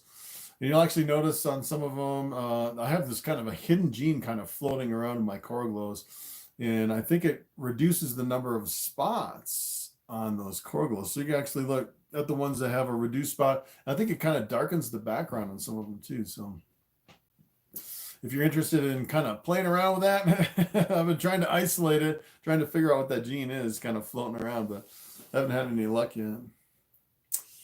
All right, what is the best time of year considering the eating habits you experience the off feeds to try switching a collection to frozen thawed? So yeah, so if you're trying to switch from frozen to from live to frozen thawed, what I would probably do is I would probably do smaller meals, do a smaller live, and then immediately follow up with a frozen thawed. Looks like we got a super chat. All right. Yeah, so switching over is kind of hard. If you actually have hatchlings or yearlings, I'd say it's a lot easier than if you actually had an adult snake trying to switch from a live to a frozen thawed. Then it can be pretty problematic, especially if they've eaten like years. They've only eaten live. Sometimes it's hard to switch. What I would probably do, what I've been doing in my collection, as a matter of fact, I've had some snakes here in my collection that would do only live and absolutely refuse everything else. Like my pied female, she was only live for probably the first 2 years. And as a matter of fact, this pied female that I actually got it from another guy. He would only feed live all the time and would not feed frozen thawed. So when I got it, it was pretty big. And eventually I switched it over to frozen thawed. And what I do here in my collection is I'll go through and offer all my snakes frozen thawed first. And then if they don't eat, sometimes I'll go back and offer a live, especially if they haven't eaten for a few weeks, and kind of follow up with a live. But I always offer frozen thawed first. So that's what I would do, is kind of do the frozen thawed or fresh killed first, and then follow up with the live if you have to. All right, so wow, yeah, we're like yeah, we're like so far behind in these questions. All right, super chat question, Trashman0131. Thank you for the super chat. Just wanted, thanks again for everything you do, and thanks again for Lucky Pastel Yellow Belly Spider Pied Het Albino. Yes. Keep up the outstanding work. Yes. Wow. The pastel, yellow belly, spider pied, het albino. Yes. That was the smallest ball python I ever produced. I remember that one. It was a completely white snake with this yellowish orange head, which was kind of crazy. Hey, we got some super chats. No Salt Gaming, what's up? The Unlikely Potato, what's up? Thank you for the super chats. All right. Yes. So we've been going for an hour 38. Wow, still have 71 people on, 72. Yeah, this my chat keeps freezing over here. It's the weirdest thing. As a matter of fact, this is the first time I used this computer. Let's see, for this live stream chat. Let's see, where was I? I was trying to get everybody's question.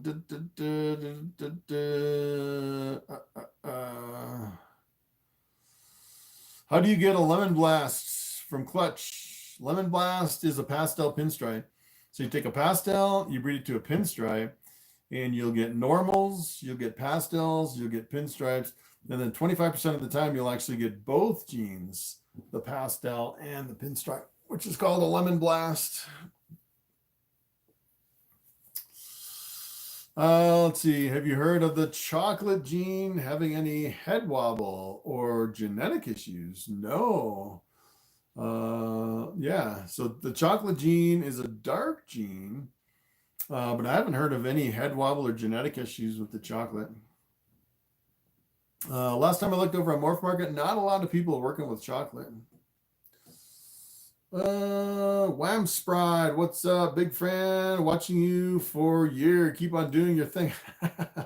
Thank you for watching. Let's see. Samantha, have you kept track of the money you've invested? Are you making a profit? Yes, I am making a profit. I'm living on Ball Python money right now. Yes.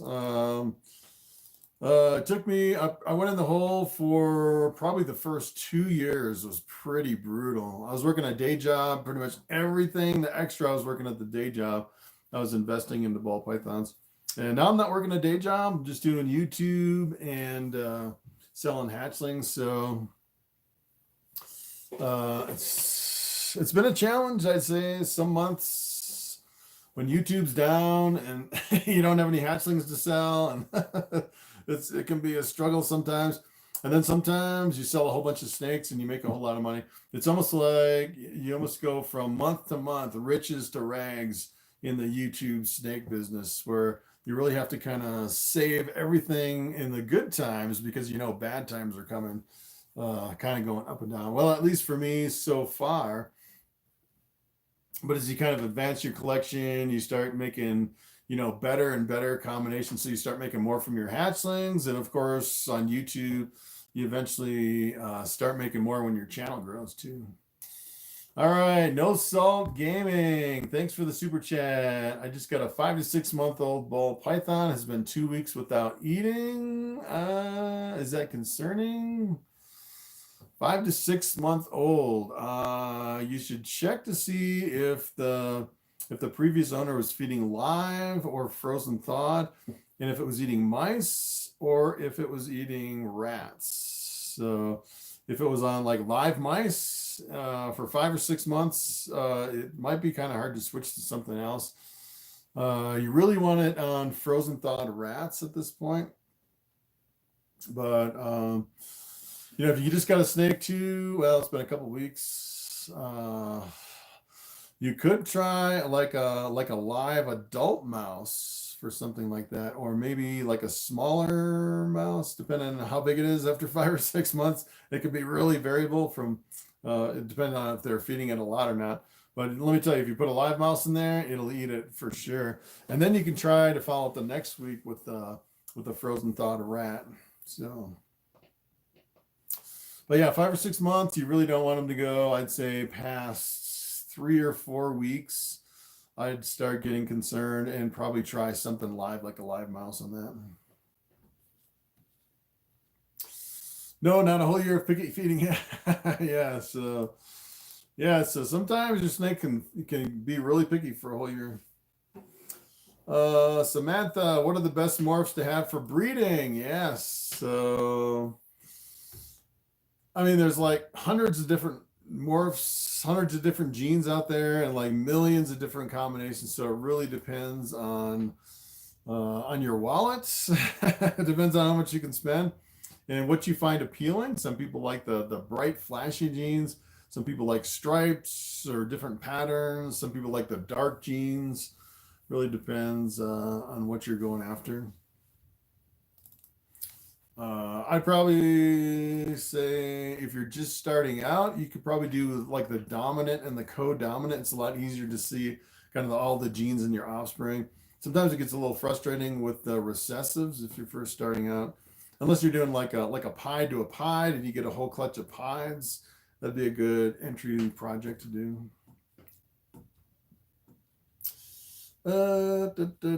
Desert Ghost, Zach, what's up? Always love the videos. Keep it up. One question. What would be the best low budget snake to pair up with my pastel ivory? Low budget snake? Low budget is in the eye of the beholder. Pastel ivory. I would do, I would probably do something with leopard and yellow belly. You could actually make the pastel leopard ivories, which are pretty out of this world if you've actually seen them. You actually have a white snake with a lot of the pattern and color coming through from the pastel and the leopard. All right, let's see. I have a killer bee with a very bad wobble. Let's see. Yeah, let's see. We already answered these questions. Cindergene, Tri-Stripe. Wait a minute. How did I get way back up here?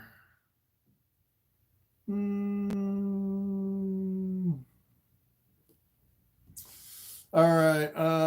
Ted. Hi, Chris. What kind of incubator do you recommend starting out? So I'd say most people build their own incubator. I actually built one out of a beverage cooler. You can actually go over to Reptile Basics and get heat strip and kind of line your, like a beverage cooler, and then put it on like a heat controller, like a VE100 or a VE300, and do that. It's pretty easy to actually set up. As a matter of fact, I have a video on how I built my incubator. Don't really know of a lot of people that buy like a pre-made incubator for breeding ball pythons. Christian, what's the best gene to pair with an Enchi banana? Yes, so Enchi bananas is one of my favorite banana combinations with the Enchi. Now keep in mind the banana is really visually dominant. It works really well with a lot of your pattern enhancing genes. So you can actually do like a leopard or spot nose. If you actually did like a leopard spot nose banana, that'd be pretty cool. Enchi works really good with banana. A really cool project, which I don't think I've seen anyone do, would be like a tri-stripe banana, which would be pretty cool because tri-stripe basically just puts the stripes in the snake, but it doesn't really change the color. So you'd have like a multiple stripe banana. So anything that really changes the pattern a lot, because banana will let the pattern come through, but it completely dominates all the different colors. So for banana, it doesn't work really well. If you have like pastel or orange dream, it'll, in most cases, it'll like almost completely obliterate those really bright genes.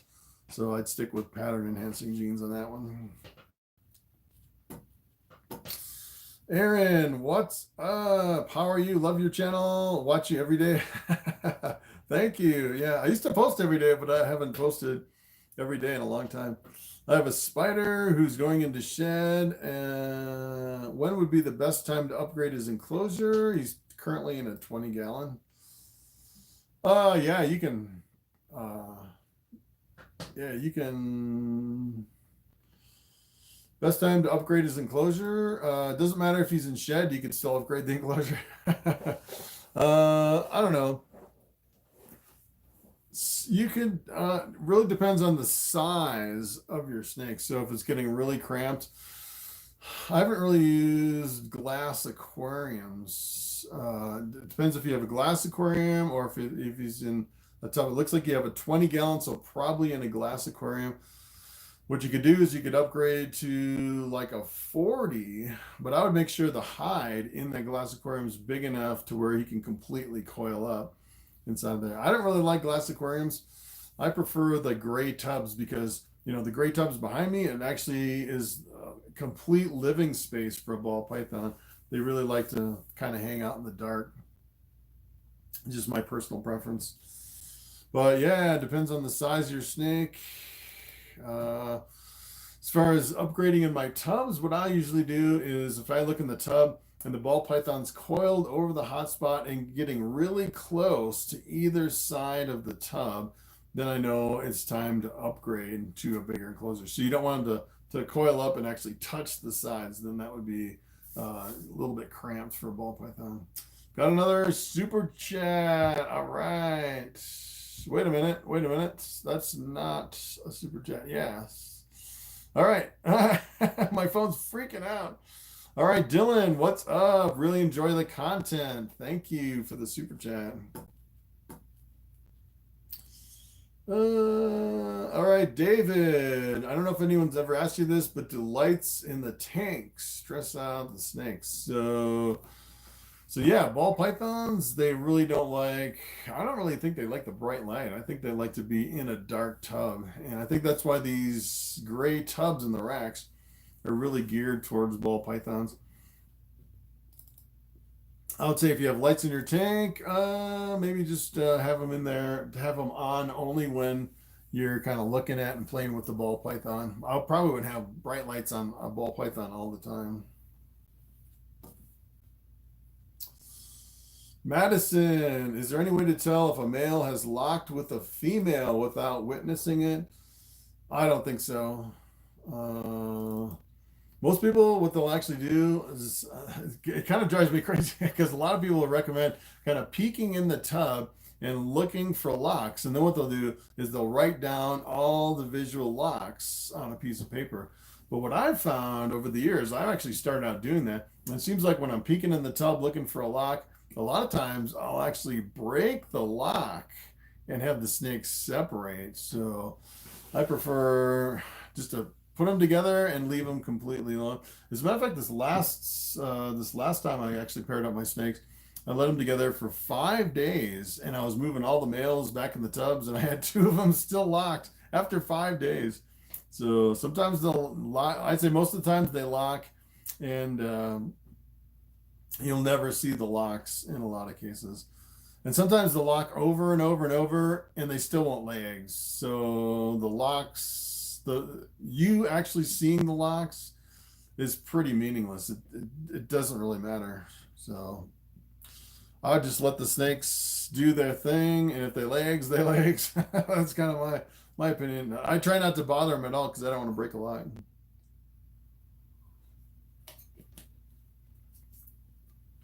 Let's see. I already answered that one.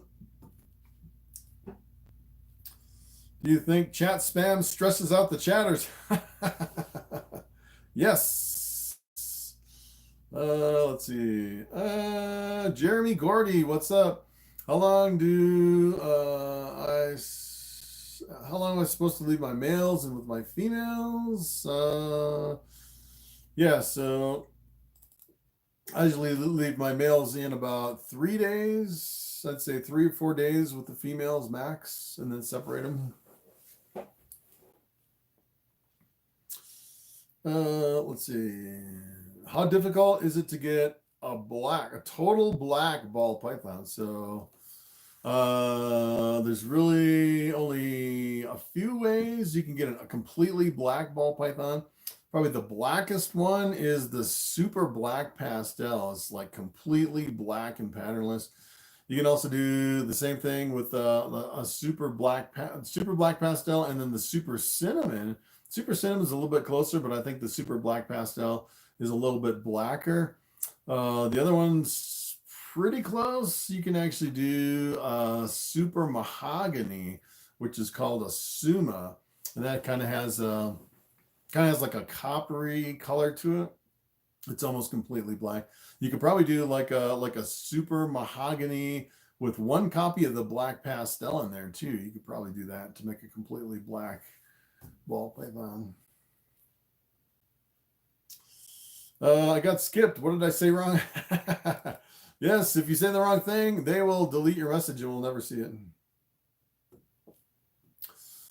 Lawrence GP, what's up? What do you breed with your snakes once they are too old? Or what do you do with your snakes once they're too old to breed? So I don't think I've ever seen ball pythons that are too old to breed. I've actually seen snakes that are They had one in the zoo that was over 60 years old and still laid eggs. So I think the jury's still out on what's too old for a ball python. It seems like the older they get, the bigger they get, the more eggs they lay. So the older ball pythons seem like they're more productive than the young ones. So I have yet to see anyone, even the big breeders, going through their collection, kind of clearing stuff out, marking them as too old to breed. I've never seen a ball python that's listed too old to breed.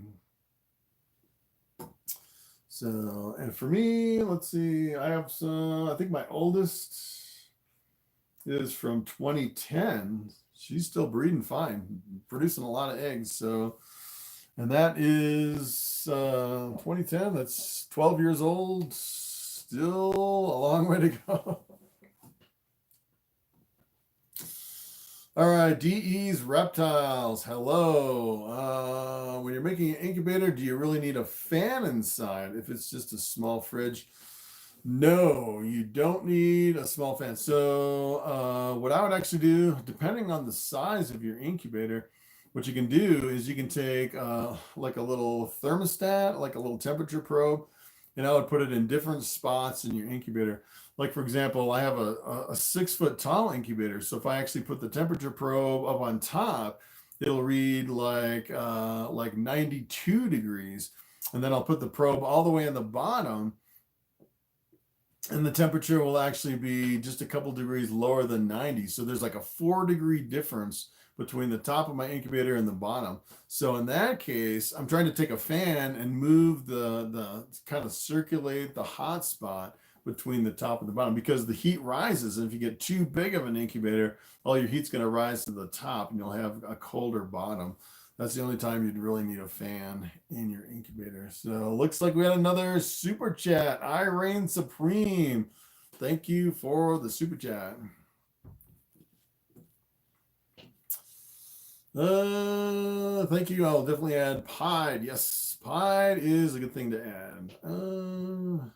Yeah, so the other black snake is an 8-ball. So the 8-ball is actually one copy of your cinnamon and one copy of your black pastel. It actually makes the 8-ball. They're allelic, so you can actually breed a black pastel to a cinnamon, and you'll get one copy of each. The problem is kind of with the 8-balls, you're kind of going down the rabbit hole, because if you take the 8-ball, the cinnamon and the black pastel are really super similar. They're really close.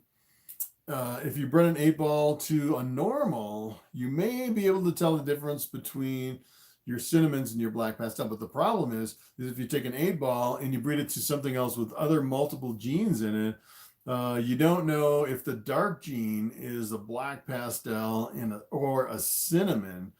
And I'm convinced that the project is so confusing, breeding 8-balls to other things, that some people, I think, are calling black pastel cinnamons and cinnamons black pastels because they kind of get mixed up when you breed them into an 8-ball and then you breed it out into something else. And sometimes you think it might be one and it could be the other. And as a matter of fact, if you look at a lot of cinnamons and a lot of black pastels, I think sometimes they're kind of almost interchangeable. I think people get them mixed up, definitely. Riley, can I have a free ball python? Yes, I actually had a video how to get a free ball python. You can ask me. I might have a free one. No, I currently don't have any free ball pythons. But if you go over to Craigslist, a lot of times you can get free ball pythons on Craigslist. Actually, I have a nice big normal female I got over on Craigslist for free. Let's see. Would you share when, if you are making a profit? Yes, I am making a profit with my ball pythons. I'm not going to tell you how much, but it's a profit. It seems like every year I make a little bit more. I've been holding better stuff back. This year coming up, if I get some completely scaleless ball pythons, those will probably sell for more money than anything else. So I'll make even more of a profit. And it really depends on how many snakes lay eggs. So some years I'll have like 50 hatchlings, and some years I'll have over 100. So it's really crazy. And sometimes I'll hit all the odds and get really expensive combinations. And then sometimes I'll hit, you know, handfuls of normals and possible hits and stuff like that. And sometimes the odds can completely destroy your good profits. So where you're making, you know, I'm still making a profit, but it's, you know, some years are a lot better than other years as far as making money with ball pythons. All right, Divine Fitness. How do you determine if your ball python is a vanilla or a sulfur? Yes. So, let's see. Hold on. That's a good question. Oh, wait a minute.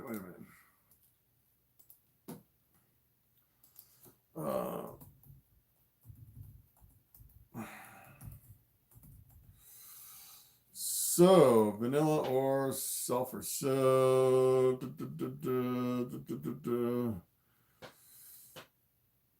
so your vanilla. So keep in mind your sulfur is really close to the fire gene, and they're actually almost interchangeable, the vanillas and the sulfurs. And if you actually make the super sulfur and compare it to the super fire, I'd say, and a lot of times you can actually tell the difference between the super sulfurs. A lot of times the super sulfurs will have a lot more yellow on the top of the snake. It's a completely all white snake with black eyes, but you'll have a little bit of yellow, like yellow spots on top of the snake. And usually with your super sulfurs, you'll have more yellow in your supers than you'll see in like a super fire. In most cases, I'd say sometimes there's a little bit overlap. So if you actually have a vanilla sulfur, it's kind of like a vanilla cream with the vanilla and the fire. So it's an allelic combination. So one way to determine if your ball python is vanilla or sulfur, the individual genes look almost exactly the same until you breed them into the super. So if you actually had a vanilla, super vanilla, it has a really crazy pattern. It almost looks similar to a vanilla cream, a little bit different than the vanilla fire. But if you actually took a sulfur and bred it to like another sulfur or a fire or something like that, you'd end up with the all white snake. So in order to tell the difference, I think you'd probably have to breed them into a vanilla or a sulfur or a fire, and then look at the offspring to figure out what you actually got. As a matter of fact, I was looking at one of the bigger breeders, and they were actually talking about the vanilla creams with the vanilla and the fires, and they actually recommended not producing the vanilla creams, which I think is a really awesome combination. Because the problem is, if you actually take a vanilla cream and you breed it to something else, you don't know which ones are vanillas and which ones are fires. It's almost as challenging as the yellow belly complex in breeding like a freeway to something else, and you don't know the difference between the yellow belly and the asphalt until you breed it to something else. Let's see. OMG, Zuman has been making out hard with Bathsheba for the last month. That's pretty funny. Yes. Bobby here was probably the biggest breeder that I ever had. I'd actually run him through all my females, and he would lock for days. It seemed like he was always locked to all the females, which is kind of crazy. Let's see. Lachelle T. What's up? What's the most effective way to switch from live to frozen thawed? I would always probably, it really depends on where you're at, the age of your ball python. If you have younger hatchlings, it's a lot easier to switch from live to frozen thawed. I produced about 100 hatchlings this year. I still have 2 that absolutely refuse frozen thawed out of 100. So it's like 1 out of 50, even as hatchlings, which is really unusual. It's kind of crazy. What I'd actually do is I would always offer, if possible, the frozen thawed first. And if they don't eat, maybe come back the next day with a live. That's kind of the way I do it in my collection. And it seems like even my more stubborn live onlys will eventually go over to frozen thawed if I always offer the frozen thawed first and then only do the live the next day as a follow-up. It seems like that's been working pretty good. Let's see. Matthew Prey Jr. What's up? When are you going to add some dark morphs? I would love to see a video on Sable. Yeah, so not sure. If I did a dark morph, I would probably do mahogany. Probably what I would do. It's a dark morph, but it has kind of like a coppery color. As a matter of fact, the mahogany might look really good with my version of calico, because my calico kind of has that same coppery color. It'd be interesting to see both of them together. And to produce the sumas, that'd be pretty awesome. Which is the super mahogany. It's like a completely patternless, almost completely black snake with a kind of a coppery hue to it. I actually did a whole video on the mahogany. I think I was most impressed from some of the mahogany combinations out of all the dark genes.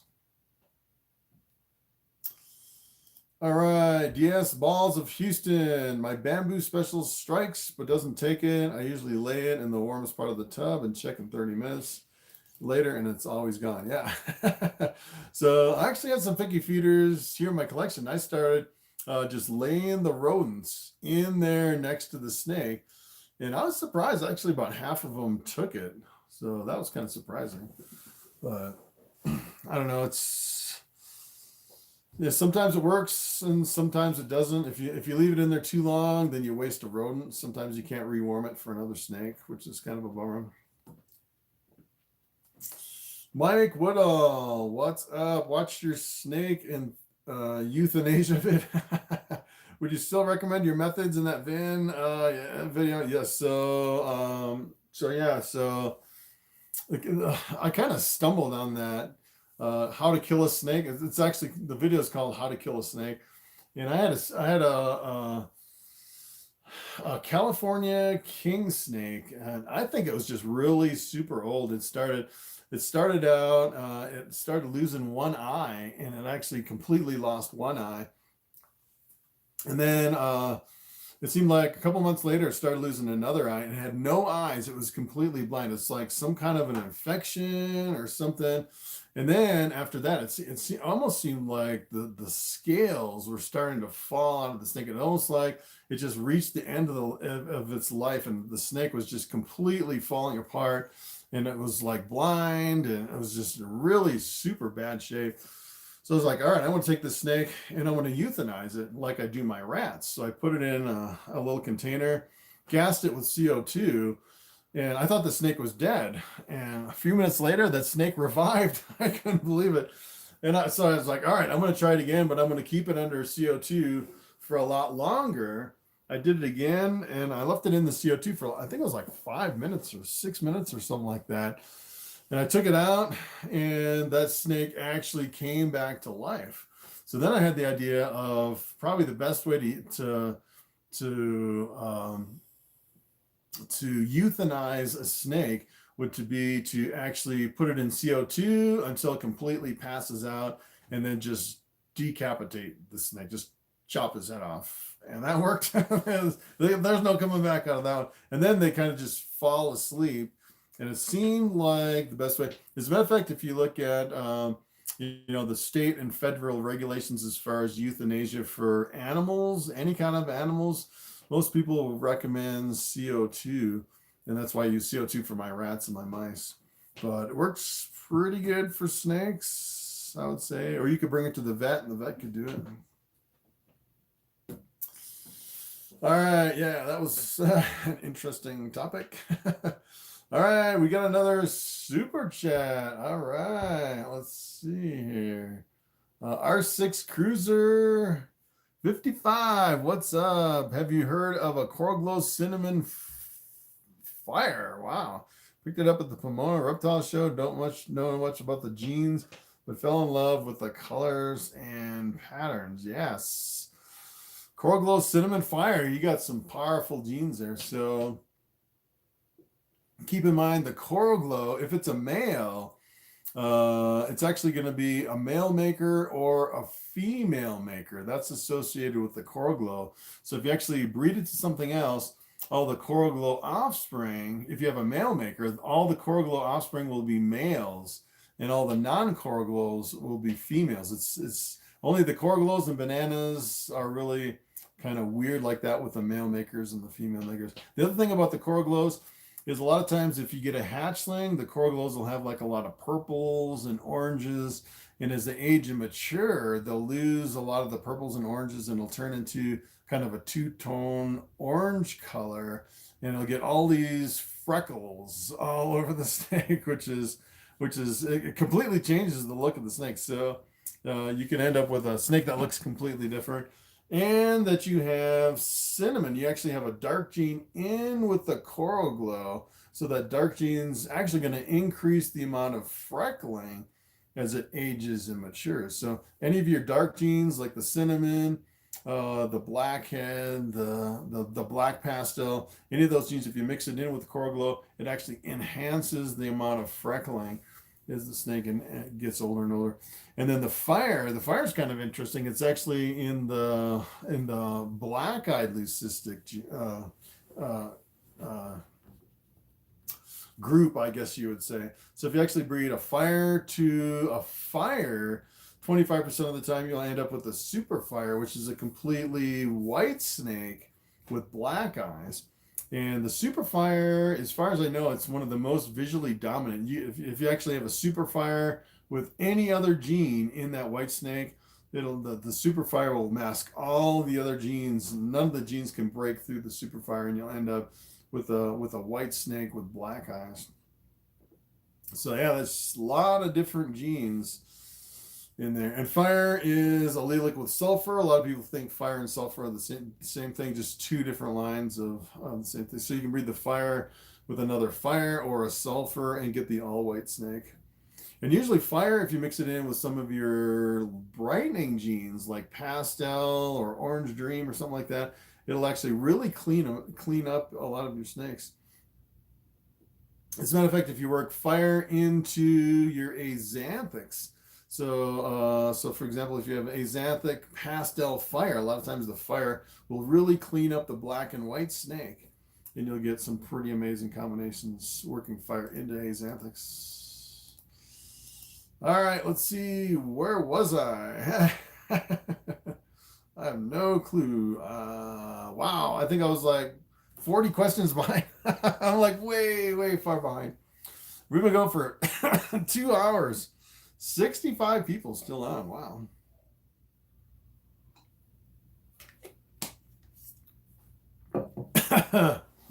All right, let's see. Do snakes love particular sounds and vibrations, rain sounds, crickets, birds? I have no idea. Not sure about that. Is the caramel same as the caramel albino? Yes.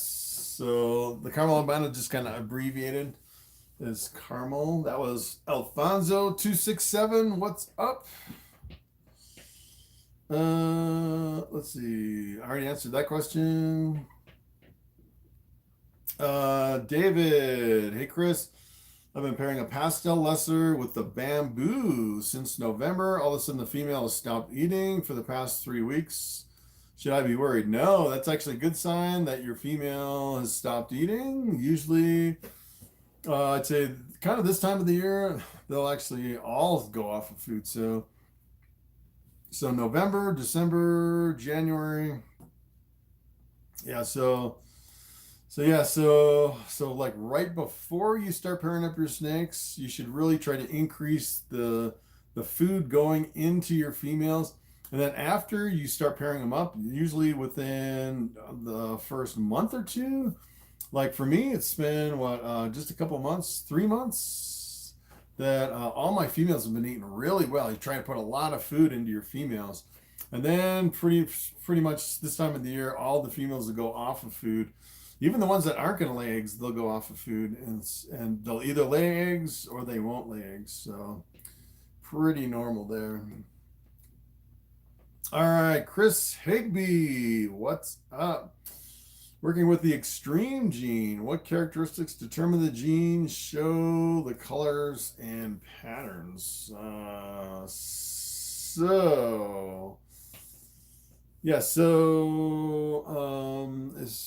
far as I know, I haven't actually done a video on the extreme gene. From what I understand from the extreme gene, I think that gene was actually originally discovered by Justin Kobylka, and he said in some of his snakes, it seemed like they were just brighter than some of the other snakes, and it seemed like it was a dominant mutation, which means if he bred it, then half the offspring would come out brighter, and he named it the extreme gene. So I'm not sure. I'm not 100% sure of the exact characteristics of the extreme gene. I think it just makes the snakes a little bit brighter, as far as my understanding. I don't know if there's a super on that extreme gene either. So I'm not 100% sure on the characteristics of the extreme gene. That's one of the reasons I haven't done a video on it. All right, Alfonso267. How do you see the market in a few years? The same as always. Ball pythons always get better and better. As a matter of fact, I think the market nowadays is a lot better than it used to be, because there's so many genes and new genes coming out all the time, and you can get in for anywhere from $100 all the way up to tens of thousands. So you can kind of invest anywhere in your budget, and there's always new stuff coming out all the time. So it seems like the market just keeps getting better and better. The only thing that would really crush the ball python market is if they came out with some crazy legislation where they banned ball pythons, which I think even if they banned them, like officially banned the owning of ball pythons, I think the ball python market would go underground and people would find a way around it. And, we'd be like trading on Craigslist and doing crazy stuff like that. So, short of, a complete ban of ball pythons, in some places they're banned, in some places in New York, they actually ban ball pythons. But besides that, the ball python market's just going to keep getting better, I think. The unlikely potato. What's up? Yes. Bud Tompkins. All offspring that inherit the spider phenotype will in fact inherit a wobble with it 100% of the time is the correct answer. Yes. So, yes, whether that wobble is severe or not. So I actually have one spider combination here in my collection. It's actually a spider pastel desert ghost female. She's actually full size. She probably is almost as big as Bobby here. She has absolutely zero wobble in her. So you can actually hold her head straight out, and she's no stargazing, no wobble. She looks 100% perfect. As a matter of fact, if you didn't know spider was in her, you wouldn't know from the head that spider was actually in there. So, sometimes you can get really severe wobbling. I actually went to a reptile show. My last show that I went to, someone had a spider bamboo combination with a whole bunch of genes in it. And that head on the bamboo was just going back and forth. It just couldn't stand still. It was just the most severe wobble. It was absolutely awful on that snake. So, I think sometimes, potentially all of them could have the potential for wobble, but, as far as the expression of the wobble, I think it's really variable. And sometimes you'll see no wobble at all in some of your spiders. Let's see. Let's see. How long does it take from the time to locking till the time the snake lays eggs? I would say probably about 6 months, 5 or 6 months, I'd say. So quite a long time.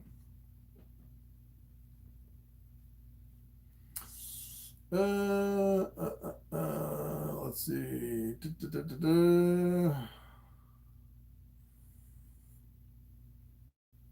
Let's see, the locking will encourage ovulation. Ovulation will happen anywhere from weeks to months. Yes. Yeah, so normally what I'll do is I'll actually pair my males with my females. Sometimes the males, as soon as I put them in the tub, they'll start locking. And I'll rotate my males through my females for 5 months straight.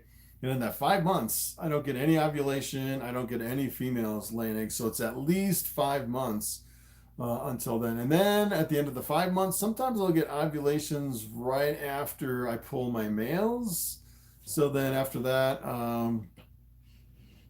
I think it's about a month after ovulation. So I'm thinking a minimum of 6 months from locking to where you see your first eggs, as far as my schedule. Let's see. Moon over Miami, what's up? So how do you know if ovulation occurs? Yes. So usually, if you can catch ovulation, you'll actually see like the lower third of the ball python, the females will actually swell up really super big, like the snake swallowed a football or something, which is kind of crazy. So it'll almost get like 50% bigger on the bottom part, and it'll only last for a few days usually with the ovulation. Essentially, what the ovulation is, as far as I understand, that's when the eggs get fertilized in the ball python. That's like the final step as far as the fertilization. So after the ovulation, as far as I understand, it doesn't do any good to put the males back in with the females, because pretty much at that point you get what you get after the ovulation. So, but after the ovulation, you don't know. So essentially what I'll do is when I see my very first ovulation, usually about after 5 months, I'll see my first ovulation. I'll just, every day when I come down to the snake room, I'll actually peek in every tub for the females that I'm breeding to see if there's any eggs in there. And I won't really track the sheds or, the days from ovulation or any of that. I just kind of peek in the tubs to see if there's any eggs. Sometimes twice a day if I start getting a lot of eggs like every single day from some of these snakes. I'll just go through. It takes me just a couple minutes to just peek in and see if the females are on eggs. Yeah, let's see. Mark K. Are you working on any new unique morphs? Not really. I got a couple dinker projects that I really don't understand what's going on in some of the snakes floating around, but nothing really like new genes or anything like that.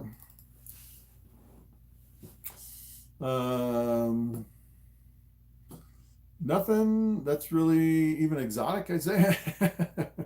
I'm doing some work with triple hats, albino pied clown triple hats. That's kind of the most unique thing that I have here. Kind of the long game on that one. Let's see. Tyler, yo, what's up? Choosy. All right. Thank you for the advice you gave me on Ball Python not eating. I gave him a live adult mouse and he took it. Took him the entire day, but eventually ate it. That's funny. Yeah, so if you're feeding a live adult mouse, I would be kind of hesitant to leave it in there the whole day. I've actually left mice in with my hatchlings for a whole day, but it's always like the hopper mice. So if you leave it in there too long, I would think an adult mouse could do some damage to your snake. So you have to be really careful. I would definitely supervise constantly if you put a live adult mouse in with your ball python. Let's see. All right. Of course, I was waiting on my question, walked away, and you passed me. Yeah, I'm like way behind on the questions. Where do you sell your snakes other than the expo? Yeah, so when I first started out, I sold all my snakes at the local reptile shows, and now I completely switched. I sell all my snakes over on Morphmarket. It's just 100% on Morphmarket now. I just ship them out FedEx to FedEx, priority overnight. Don't do any expos now. I just go to the expos to meet the people. Sometimes I bring Bobby and we just do a video sometimes at the expos. Yeah.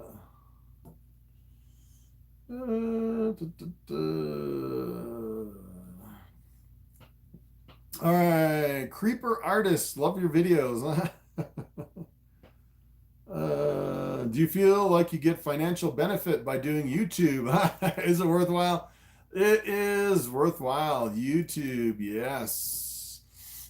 Yeah, some of these guys on YouTube, if you look at some of the top guys, they'll make like $1 million a month on YouTube. That's just the ads on YouTube. So my best month, yeah, so the ad revenue on YouTube is up and down, up and down. Like one month I'll make like $1,500, and then my best month I made like over 6,000 on YouTube on the ads. So it can get really crazy as far as the ups and the downs. And if you post every single day, you're a lot, you get a lot more money on the ads. Yeah, so YouTube's kind of tough, especially if you have a snake channel. YouTube's pretty tough, and there's so many rules and landmines and pitfalls. They had the whole kids thing coming out. If you had a kids channel, it got completely deleted, or they removed all the monetization from the kids channel. Like if you have a knife channel or a gun channel or something like that, they'll actually demonetize it and you won't make any money. It's like one month you'll make like tons of money. I've actually seen some channels where they'll go from making like millions of dollars a year to making zero because they changed the policy and suddenly they can't monetize your channel. So there's a lot of risk, a lot of reward, potential reward on YouTube, but there's a lot of risk. But yes, the more videos you post, the more you can definitely make.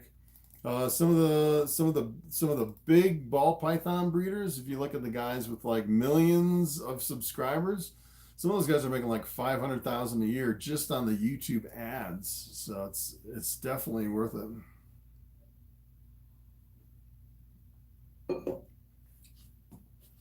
Aldo Mac, what's up? Hello from Pueblo. Nice. That's like 2.5 hours south of where I live up here in the mountains. Just starting out, want to breeding pair. What would you suggest for starting out based on the ability to sell them and grow my collection? Yeah,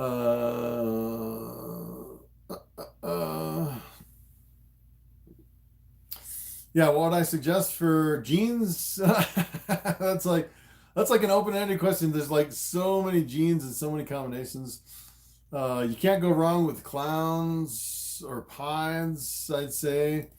Sometimes it's a little bit tricky trying to hit the recessives.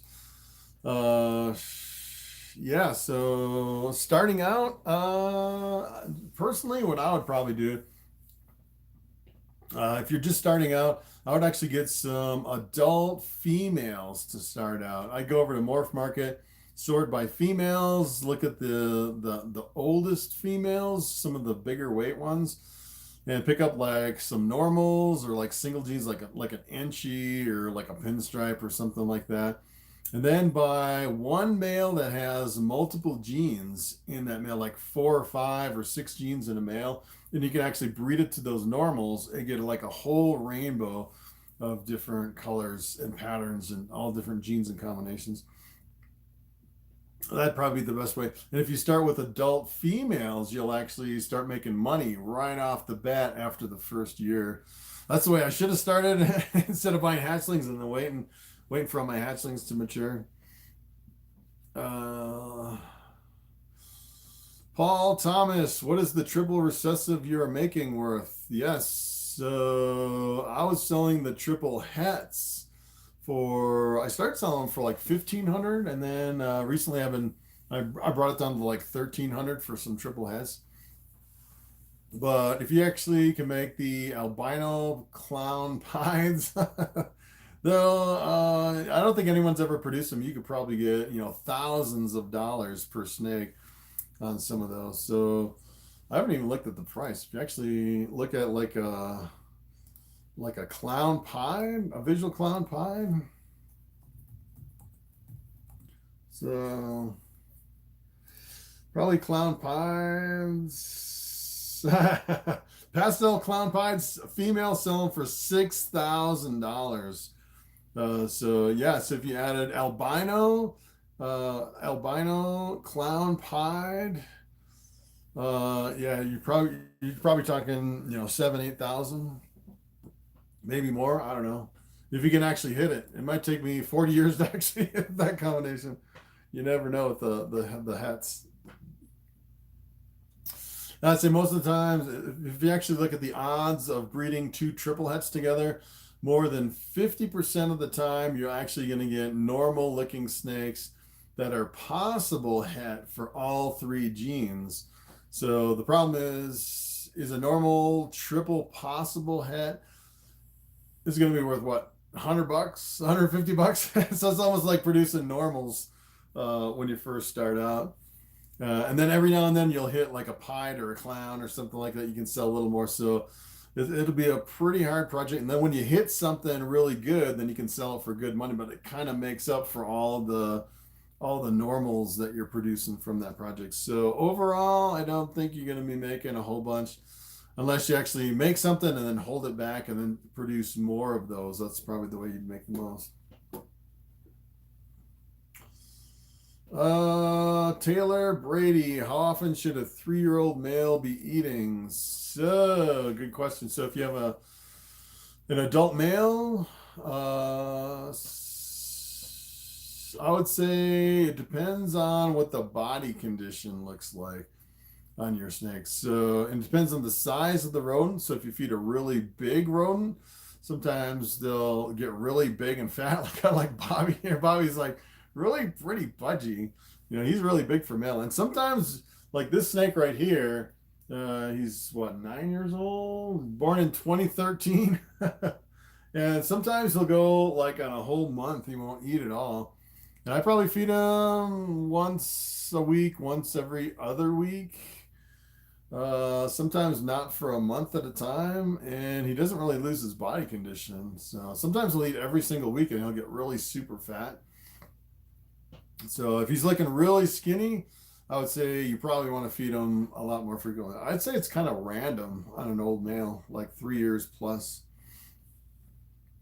Usually I'd say like in your females, a lot of times your females will be bigger because a lot of people try to consistently feed females every single week to gain the weight so they'll lay the eggs.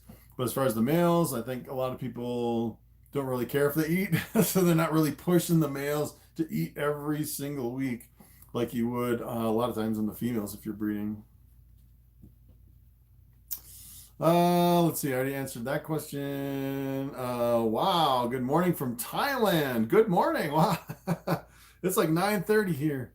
That's from Wasan Suwana Mangkorn. Suwana Mangkorn. Wow, what's up from Thailand? Jelly Forest, what's up? How do you teach them what gravity is? Let's see. Willie Balls, any recommendations on hatchling racks? Yes. I really like these ARS caging hybrid racks. They're pretty expensive though. I think they're a couple $1,000 or something like that. So what I actually did is my very first year breeding ball pythons. I bought a bunch of snakes and I didn't even have room in my rack for my adults. I was actually buying just plastic totes and putting them in the wire shelves here in my reptile rooms. And as soon as I got eggs and when those eggs started hatching, that's when I used some of my money to buy the hatchling racks because I knew my hatchlings would pay for the hatchling rack. So you can kind of wait sometimes to buy the hatchling rack until you have eggs in the incubator. Then you know for sure you'll actually have enough money from those hatchlings to pay for the hatchling rack. So that's one way to do it. Or if you have a lot of money, you can just fill your room with racks. It depends on how much money you have. But the racks that I have in this room, I added it up once. I spent like $20,000 on racks here in this room, and I bought them slowly over the period. I think I bought my last rack like after 5 years. So I just bought a few levels at a time, and then when I got more money from hatchlings, I'd buy another rack and slowly invest in the room. So yeah, so I definitely would use the ARS hatchling racks. Let's see, Tyler, how do I make sure my ball python is for sure happy when I'm hanging out with her? Yeah, so it's kind of like Bobby here. After a while, they just kind of chill out. I don't know what Bobby's doing, sniffing my ear. But if they're constantly squirming and trying to get away, usually they're pretty stressed. But after a while, they just kind of hang out. So, is too much TV harmful for my ball python loves watching movies? Yes, I've heard that a lot. As a matter of fact, I actually have a video about that. Ball pythons watching TV. I've seen some people where they free range their ball pythons in their house, and the ball python will crawl up to the TV and just sit there and watch the TV for hours, kind of mesmerized by the TV. I've never actually tried it with my ball pythons, but kind of interesting. All right, Latasha Hutchinson. How long do locks usually last? Really depends on the snake. Locks can last anywhere from, I'd say, I've seen locks last just like less than an hour, actually, all the way to days. I've seen ball pythons lock for 2 or more days, which is kind of crazy. Jeremy Gordy, I want a panda ball python. Let's see how much panda pies are going for. That's they were like $10,000. Panda pies. Let's see what they're running for over here in Morphmarket. Whoa! Wow, they've come down. Wow, $2,800, $2,500. That's crazy. All the way up to they have one for 8,750 with lavender albino in it. That's crazy. Some of them are 5,000. Looks like the average price right now is about 4,000, 5,000. Couple low ballers here with the panda pies. Of course, those are the completely white ones. Panda pies with some color are still going for 5,000. That's crazy. Let's see. You can do a super mahogany cinnamon for blacker. Yes.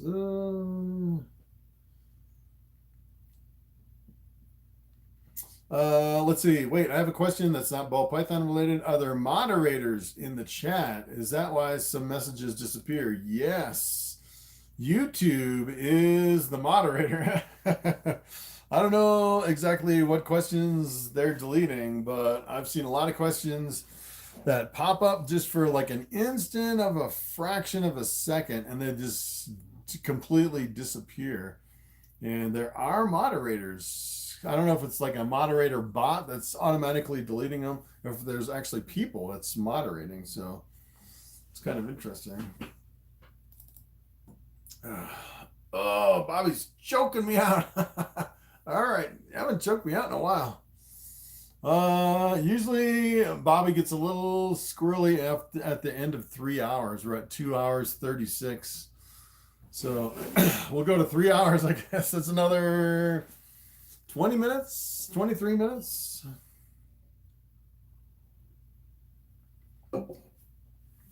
Let's see.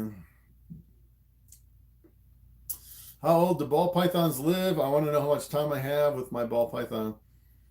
They had one in the zoo that was 62 years old that laid eggs. So I don't think anyone's really seen the limit of ball pythons. I haven't seen any breeders that say, yeah, my ball pythons are all dying from old age. I haven't seen that at all in any breeder. So I don't think I've ever seen anyone with ball pythons too old to breed, or that have reached the end of their life where they actually have snakes dying. So I would say a ball python could probably live longer than most people, potentially. Yeah, keep in mind the ball python craze isn't really been around for that long either. So it's only been when was the first albino? I don't even think it's been 20 years since they produced the first albino, so it hasn't really been that long. All right, Ivan, I want to invest in only 3 females and 1 male. What combos would you do? I want to spend about 1,300 per snake, possibly more for the male. Ah, good question. So 1,300 for the snake. Yeah, so it depends. 1,300. You could buy. I would probably, well, I don't know. What you could actually do is if you just wanted those, you didn't want to expand, you didn't want to hold back any, you just kind of want to do it on a small scale. I would probably focus just in one area, like do all clowns and clown combinations. So you could do like 3 female clowns with different genes in each of the females. That would be pretty cool. And then have like a male clown, which has different genes even than that. And then you can kind of mix them all up as you breed the male through the females. You could probably do some pretty cool clown combinations for 1,300 per snake, and with some more genes in there. Or you could do like all pieds or all desert ghosts. That would be pretty cool. Do like pastel desert ghosts and super pastel desert ghosts. Or do like all visual recessives, and then you could produce, whole clutches of visuals, which would be pretty awesome. That's one way to do it. Yeah, ball pythons live 30 or 40 years. That's what they say. If you go to Wikipedia, they say 30 to 40 years. But I have yet to see anyone showing a lot of snakes dying from old age. That's the one thing. So it'd be interesting to talk to some of these breeders that kind of started the whole ball python craze and ask them if they're seeing any of their snakes pass away from old age. But from what I've heard, I haven't seen anything like that. Google told me 12. Yeah. Let's see. The unlikely potato. It is also a reason why I'm invested in ball pythons. You'll likely have 30 plus years to recoup the money you invested. Yes. That's especially if you have dogs. I've had so many dogs, and then after, anywhere from, 7 to 14 years, depending on the breed, your dogs pass away from old age, and you have to buy another dog and another dog. And then once you get, a little bit older, you've been through like 5 or 6 groups of dogs. You're like, all right, I want an animal that's going to live and that's not going to die before I die. And that's one of the reasons I like ball pythons too, because they'll actually live. You have to keep replacing them. And if you have like a pet rat or a pet mouse, mice only live for like a year and a half, 2 years max.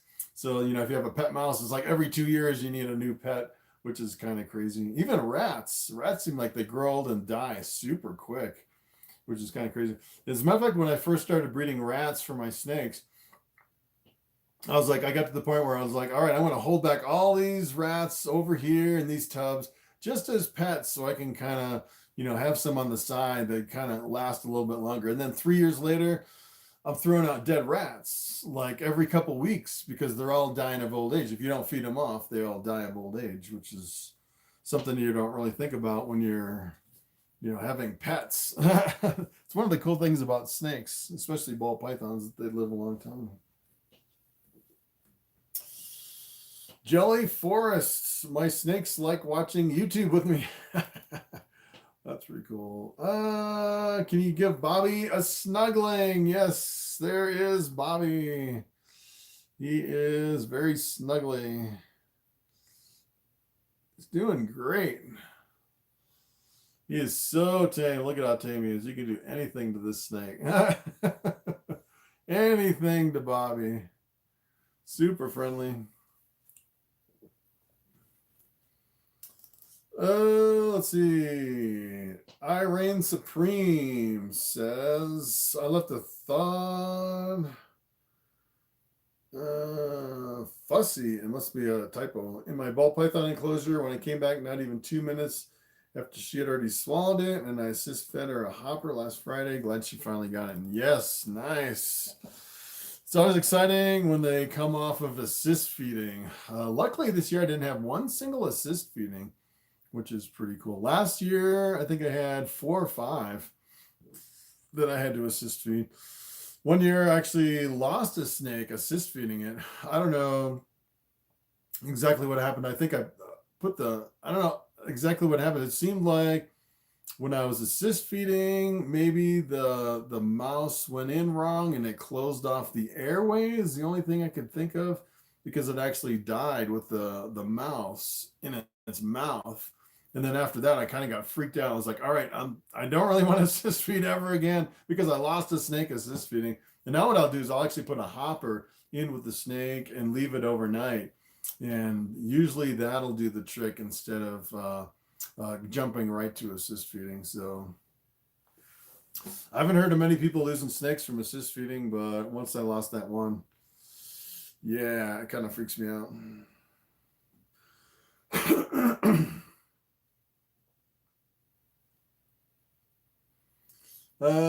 My ball python's name is Incognito, and she really likes sea shanties and pirate movies. That's interesting. Yeah, I've never really tried to watch TV with my snake.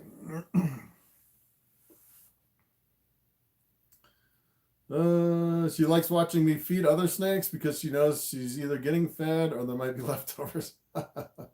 Yeah, I'm always kind of hesitant to hold a snake and then feed other snakes. You know, I'm always afraid they'll kind of go into the crazed feeding mode and bite me. Brandon Sutton, what's up? Do you have or breed anything besides boas? So I don't breed any boas, just all ball pythons. I have 2 reticulated pythons. I'm breeding them this year for the 5th year. Lucy's 5 years old now. Hopefully she'll actually lay eggs this year. She looks like she's building eggs. She's kind of moving. It looks like she's got like little dimples all in her belly, like she's filling up with eggs. So that'll be kind of exciting if she lays some eggs. I'll probably get like 50 eggs from that girl. Let's see. Where am I? Wow. How far? I'm not too far behind. We got about 15 minutes left. 52 people still on. 74 thumbs ups.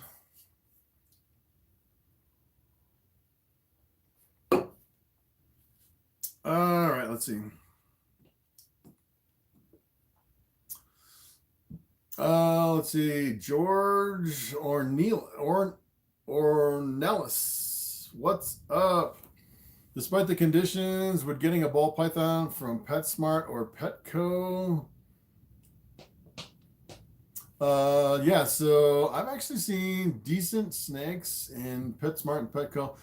I think the problem is some of those bigger chains actually have a policy of not feeding live, so they're prohibited from feeding live mice to their snakes. And the problem is that sometimes they'll get snakes that are too small, and they really need the live mice and like the live food. Essentially, when you first get a brand new ball python, you need to feed it live mice, usually a few times at least before you can get it over to frozen thawed. And if they sell them too quick, a lot of times they'll only eat the live mice. And with those 2 stores, I've actually seen sometimes if they don't feed the live mice, the snakes will get skinnier and skinnier and skinnier and absolutely refuse to eat. So that's kind of the problem with some of those big chain stores. They almost need to buy their snakes a little bit bigger. But kind of on the flip side, I've actually seen some that they've had a while and they're consistently eating the frozen thawed and they look really good. So sometimes you can get a really good deal and a decent looking snake from those stores.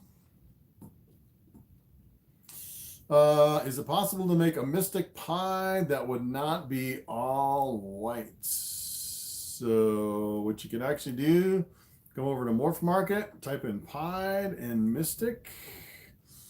Look for all and click go. Sure enough, they have a Suma Mystic Pied, $7,000. That one's crazy. Yeah, so it looks like most of your Mystic Pieds are not all white, which is kind of interesting. They have a Mystic Potion Pie, which is all white. Yeah, they even have Mystic Pies that are not white. So yeah, so it looks like most of them are not all white.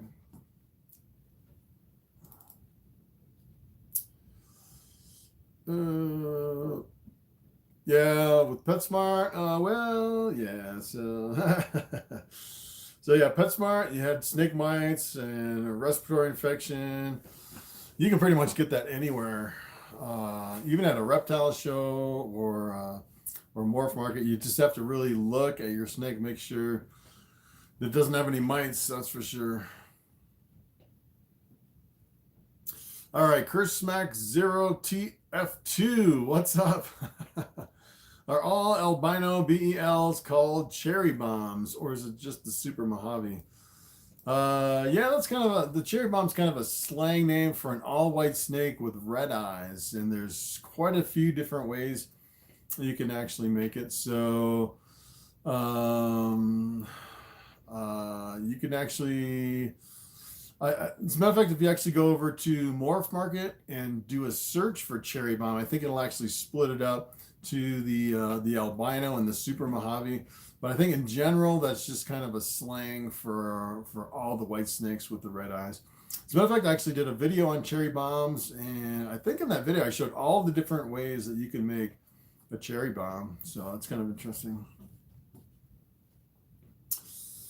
ZNC Reptiles, what's up? How much did it cost you to start the breeding, and how many snakes did you buy? It cost a lot. The first 2 years I almost went broke with all the trying to invest in all the racks and the snakes and the bedding and the rodents. Yeah, it's tough starting out, let me tell you. It seemed like, I don't even know how much I spent. It's like every time I had a little extra money, I'd spend it on the ball pythons or the racks or something extra. And it was only to my second year when I finally produced a bunch of hatchlings that paid for everything. And it was my second year, I kind of broke even at that point.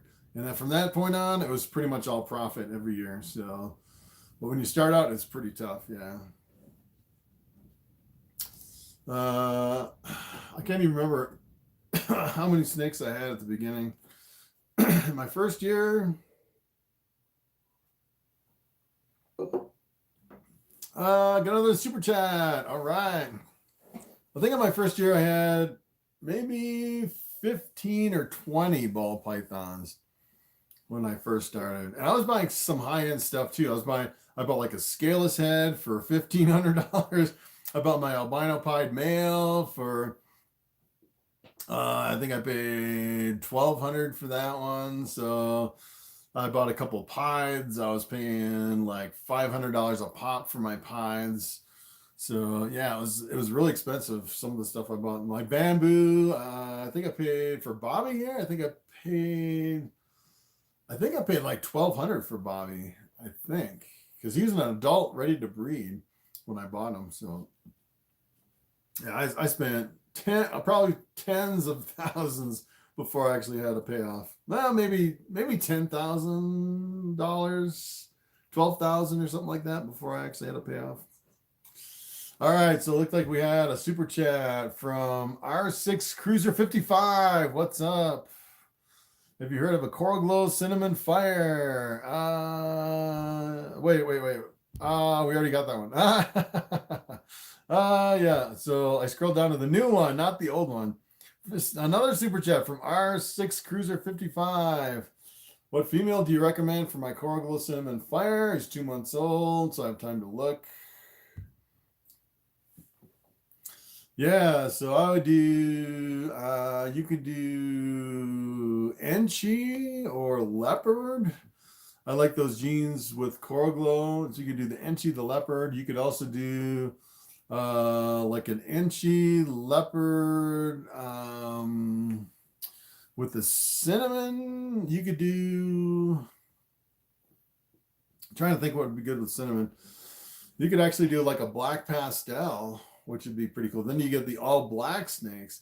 So if you actually did a black pastel fire inchy leopard, something like that, that would be pretty cool, because then you get the completely black snakes with the 8 balls, and then you get the completely white snakes if you made this super fire. And then you would also get like the inchy bananas, which would be really cool, and then like the leopard inchy bananas. So that'd be pretty cool. You get a whole bunch of different stuff.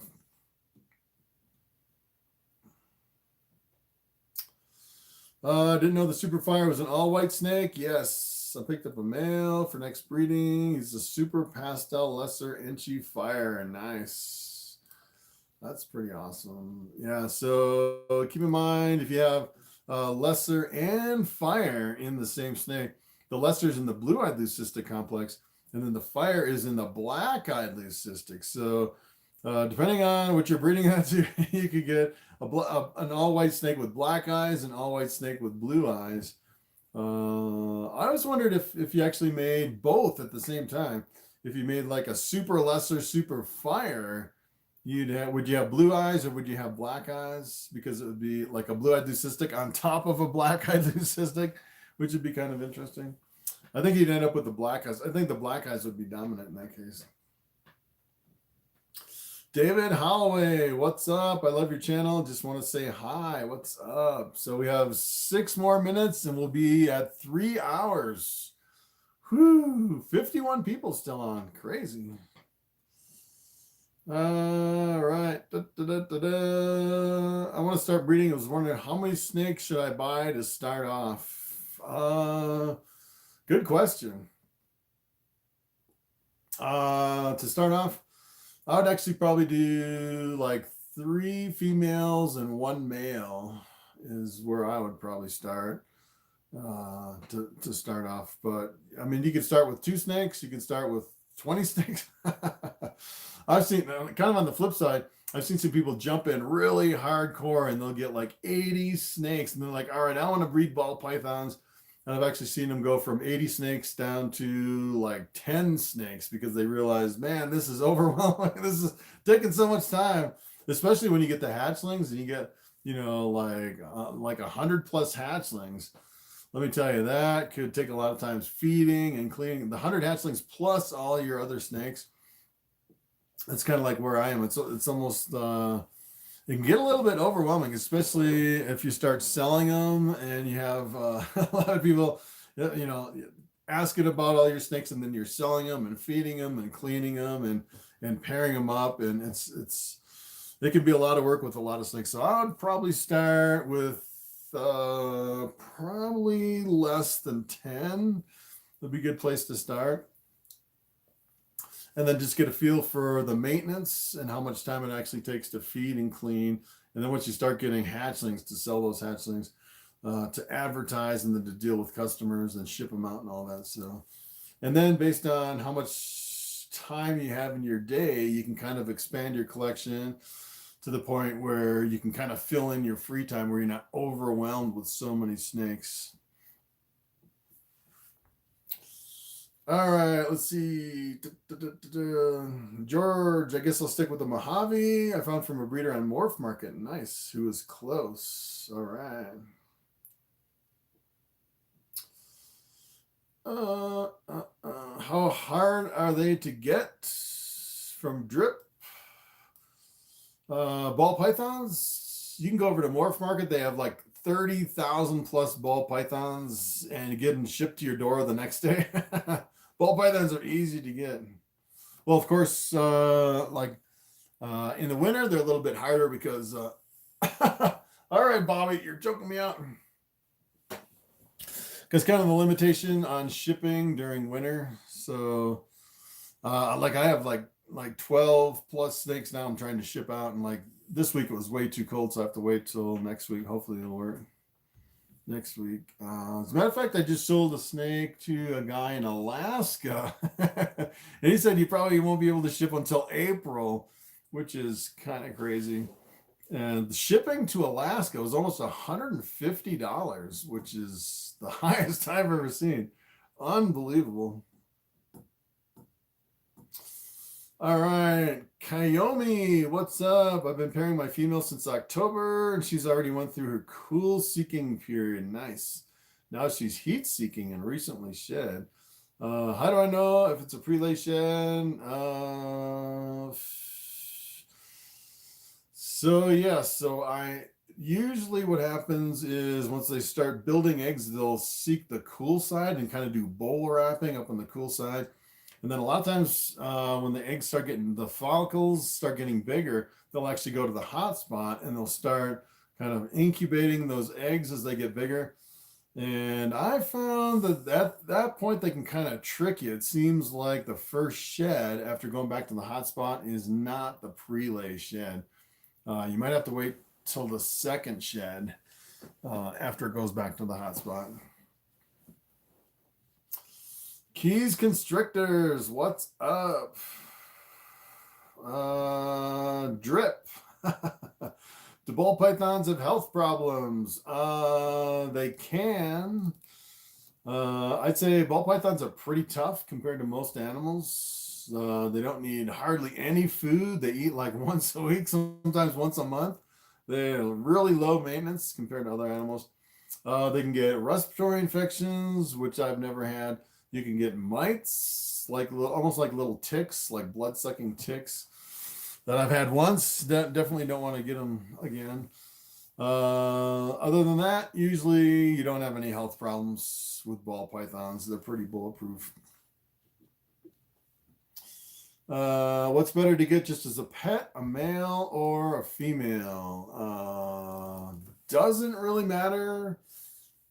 Keep in mind that female ball pythons sometimes can still lay eggs through parthenogenesis without a male, which is kind of interesting. So if you 100% don't want any eggs at all ever, you could get a male. If you're kind of dabbling in ball pythons, you're not sure if you want a pet long term, you're looking for a hatchling just as a pet, thinking about maybe in the future maybe selling it, keep in mind that usually your females are more in demand and increase in price a lot more than your males. So for example, if you actually got like a pied, if you get a pied female and you grew it up for like 3 or 4 years and you decide, all right, I want to get rid of this pied female, it's probably worth $1,500, $2,000 a pied female, versus if you had a male and maybe $600, $700, maybe not even that. So especially if you had like a pied or a clown or something like that and it was a female, it'd have better resale value eventually if you wanted to get rid of your pet. So that's just a thought. Doesn't really matter as far as if you're going to keep it for a long time. It doesn't matter if you have a male or female. Cody, what's up? Any tips on larger boa aggression? Ooh, got a large boa, has an attitude. Yeah, I've seen some of those boa breeders and they'll hold up those little tiny baby boas, and those things have some attitudes and they'll be snapping and hissing. Something you definitely don't see with ball pythons. But yes, yeah, sometimes you get a big snake with an attitude. It's hard to break that attitude. It depends on kind of what that snake's been through. If it's been through a bad experience and it associates that experience with people, I'd say that's kind of a tough one to crack. If it's just not familiar with people, sometimes just a lot of handling will actually tame a snake down. But yeah, so boas, I'd say, are somewhere between kind of like blood pythons and ball pythons. The blood pythons can be really aggressive and harder to tame down too. But I've seen really friendly blood pythons and really friendly boas too. So you can tame them down. FNA Balls, what's up? Panama Red 72, hello. IEW, or is that an L? Lou, I think that's Lou. Hey Chris, I've got an Inchy Firefly male, nice. What do you think I should breed him to? Yeah, so an Inchy Firefly, so the Firefly is a combination of the fire and the pastel. And kind of the cool thing with the fire, you add it into the pastel, it really cleans it up, and a lot of times it'll really keep the pastel from browning out. The fireflies look really good. And a lot of times when you add enchi in with a firefly, it'll actually brighten and enhance the color. So that could be a really bright combination with the enchi, the pastel, and the fire. What you could do is you could add more color enhancing genes. You could breed it into like an orange dream or a super orange dream and get some really super bright combinations. I've actually seen people kind of go down that road, and one of the problems is sometimes it's hard to tell what the offspring are if you work the orange dream into it. Sometimes the orange dream will have like tracks on the belly that almost look like het pied markers that go all the way up the belly. Sometimes you can tell orange dream that way. Sometimes the orange dream will actually reduce the pattern, but if you have enchi in there too, and pastel can kind of jumble up the pattern, I'd say sometimes it could be a little bit tricky. But or if you could actually make like a super orange dream enchi firefly, that would be absolutely stunning. Benji, yes, I am still here. What's up, Benji? So yeah, we're actually going over 3 hours, 53 people. All right, let's see. How far am I behind on these questions? Not too far. Let's see. Let's see if I can scan.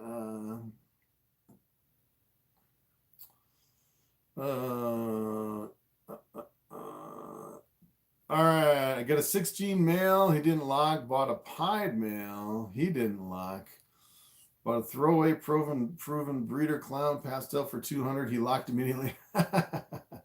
Yeah, sometimes you see the locks and sometimes you don't. So I remember back in the day when I was looking at locks, I had a whole bunch of snakes I thought for sure they didn't lock because I was looking in there all the time, and most of them laid eggs. I did not see the locks. So just seeing the locks sometimes, unless you actually put a camera in the tub and monitored it all the time and reviewed all the tape, I don't know if you can 100% say for sure if they locked or didn't lock.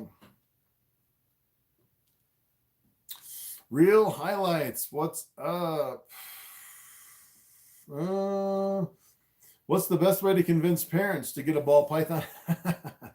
Have them watch a lot of my YouTube videos. Yeah, because if they're scared of snakes and they see Bobby's so mellow. He's getting a little squirrely now because we've been going for 3 hours and 6 minutes. But yeah, that's kind of the best way. I actually have a video on how to convince your parents.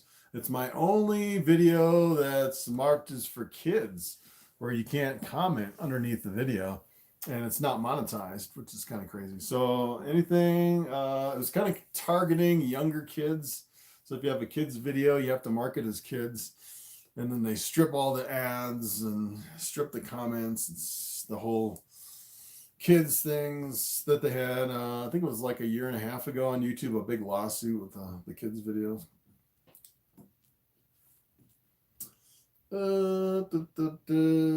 Let's see.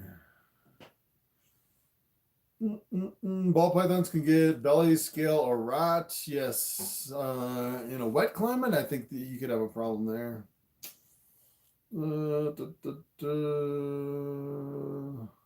Tyler, picking up my blackhead mahogany GHI. Wow, blackhead mahogany GHI. That's 3 dark genes. Wow, that thing probably looks crazy looking. Wow. How much of an impact does dirty enclosures have on a ball python eating habits? Definitely makes a huge impact. If you have dirty enclosures, especially if you don't keep spot cleaning and remove all the chunks from in the enclosure, they definitely won't eat as well. If you're having a problem with your ball python not eating, you can switch the substrate with clean substrate, and that makes a huge difference as far as the eating habits. Let's see. How old is Bobby? Low Life Exotics. He's born in 2013, so he is 9 years old. Next year he'll be 10, which is pretty crazy. Add leopard to Mystic Python. Let's see. Panda Pony. My friend has a Boll Python, hasn't pooped in several weeks.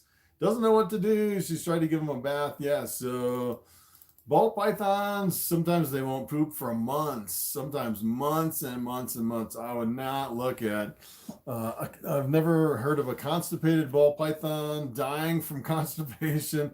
You do not have to worry about that. So they can hold it for a really long time. John, is it hard to sell babies? So you can actually bring all your hatchling Ball Pythons into like a reptile store, a store that like a pet store that deals in reptiles, and they'll buy every single hatchling that you have. A lot of times they'll buy them at like half of cost if they pay you cash, or a lot of times what they'll do is they'll give you full cost in store credit and let you kind of go on a shopping spree in the store. So that's one way to get rid of them. A lot of times you can wholesale them to a lot of people that are doing shows. You can sell them on Morphmarket. You can post up to 3 snakes at a time for free. You can post them on Craigslist. It seems like the cheaper ones are easier to sell. If you have anything like, I'd say $800 and above, it seems like the more expensive ones are kind of a harder sell. If you had like a $10,000 snake, you might be hanging on to that for a while. I had one guy come up to me at one of the reptile shows, and I was actually selling snakes. I had a whole table. And the guy says, I have $10,000 cash in my pocket. I want to buy one snake. I was like, I don't have a $10,000 snake. The most I have is a $1,500 snake. You need to go somewhere else because I don't have a snake like that. But sometimes you'll get people looking for snakes like that. You have a lot of competition? Not really. I'd say people, it seems like a lot of people try to compete, and they'll, someone's selling a snake for 500 and someone will try to compete and sell it for 450. And then, someone else will sell it for 400. They keep driving the price down, but you really don't have to do that. You can come in, sell the same snake for 500 and you'll still get buyers. So a lot of times it doesn't really, it's not really as competitive as people think, as far as thinking you have to look at the lowest price and undercut the lowest price to be in there with the competition. You don't really need to do that. Because essentially what will happen is people go in, they'll buy the cheaper snakes, and the only thing left is the more expensive. So the cheaper ones will actually sell really quick. And then eventually the people will come back and buy the more expensive ones. So it's not really the competition that you think it is. How long does it take to sell your clutches? Depends. So if I'm doing reptile shows, I unload them a lot quicker. I've actually been to reptile shows where I can sell 30 snakes at a show, no problem, 30, 35. Really depends on the show too. Some shows are really super busy, just packed, and you're selling a lot of snakes nonstop, back to back. And sometimes you go to a show and nobody shows up, just like a small show or just the wrong timing, something like that. So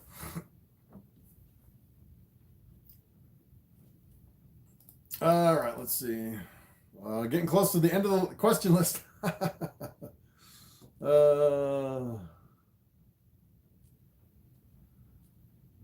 Yeah, so I'll tell you one thing.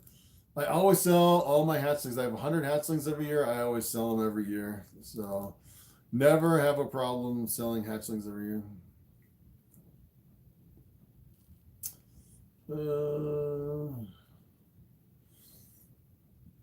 Keep in mind too, if you have a problem selling hatchlings, you can actually go over to kingsnake.com.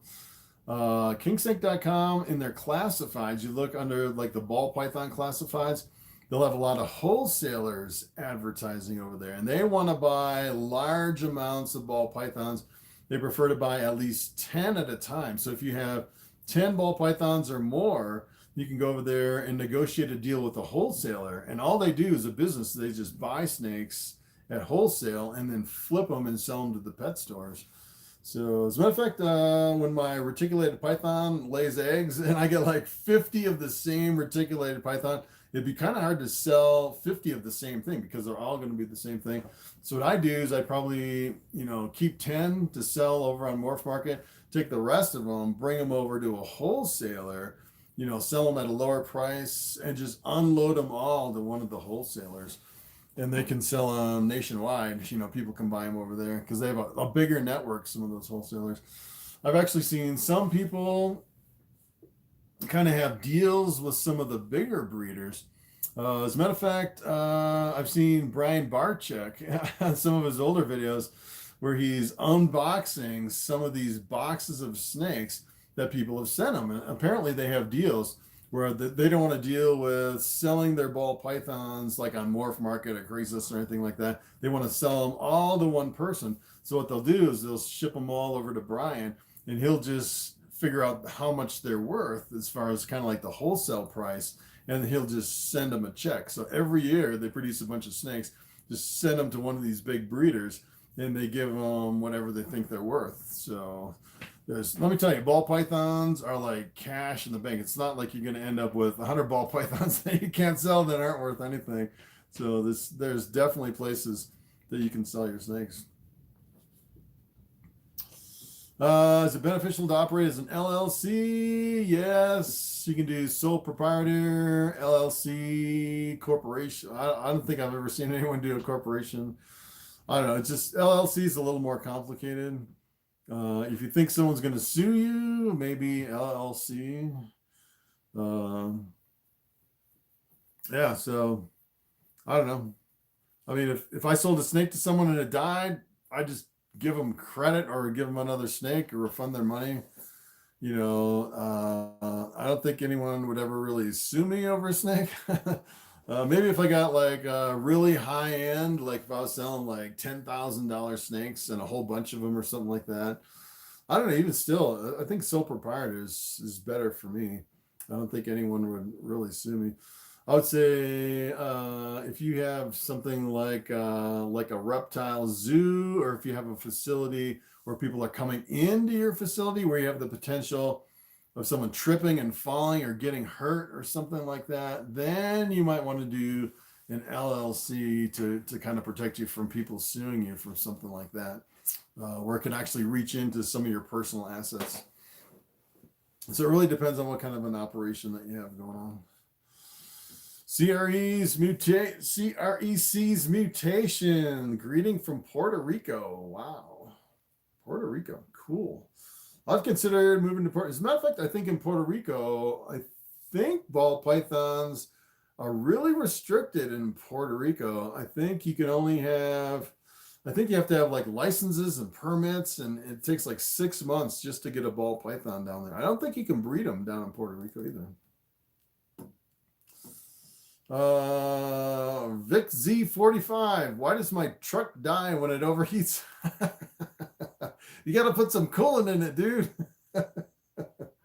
Yeah, don't drive your truck if it overheats.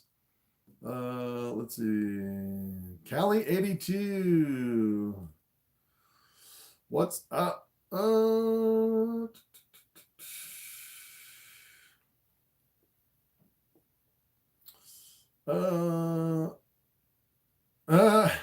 I've been on here for hours. Every time you get to my question, you skip over it. You just lost a sub. Dude, you're asking the wrong question. I don't know what your question is. I've answered every single question on my live chat. You must be getting deleted by the moderator. The moderator is brutal. It's deleting all your comments.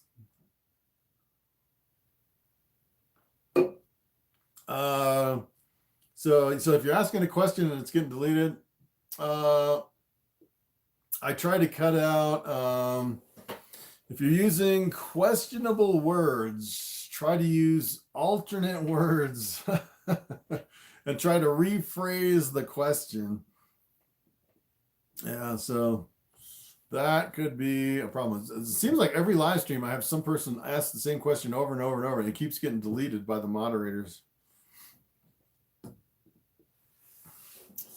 Jeremy Oxton, what's up? I recently watched your video on the Lemon Blast. Very impressed in the combos. Yes, the Lemon Blast is the pastel and the pinstripe. You can make some pretty amazing combinations with that one. So yeah, so I actually have a Lemon Blast Calico Bamboo, a Lemon Blast Calico, some really cool stuff that I produced this year that I've never seen anywhere before, which is pretty cool. All right, Sakin, what's up? What kind of substrate do you recommend? I use the Pro Coco coconut husk chips for a substrate. I actually buy it by the pallet now. It's called a short pallet with 110 blocks in it. It costs like over $1,000 for a whole pallet, which is kind of crazy. Cocoa blocks. Yeah, I think the Cocoa blocks, I think that's the Freedom Breeders version of the Pro Coco. They also have the there's a couple different manufacturers of the coconut husk chips. Newspapers, I don't know if I go with newspapers. So for a while, I was actually taking newspaper and shredding it for my mice and my rats as a substrate. And let me tell you, newspapers are extremely toxic. After just a couple weeks, my rodents looked awful, like they were gonna die. They looked so sickly. And ever since then, I was like completely staying away from newspapers. I'm like, this stuff is so toxic, especially to the rats and the mice. So I actually buy the rolls of unprinted newspaper that you can get at Uline. I use that for my reticulated python. So that's an alternate kind of thing. I think it's the ink on the newspaper that's toxic.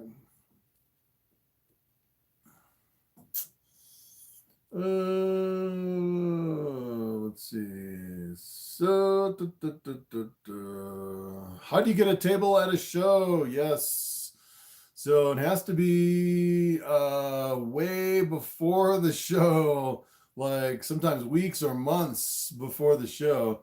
And you go onto the website from that show, and you have to actually tell them you want a table, and you have to pay for the table up front. If you wait too late, like right before the show, most of the times they're completely sold out.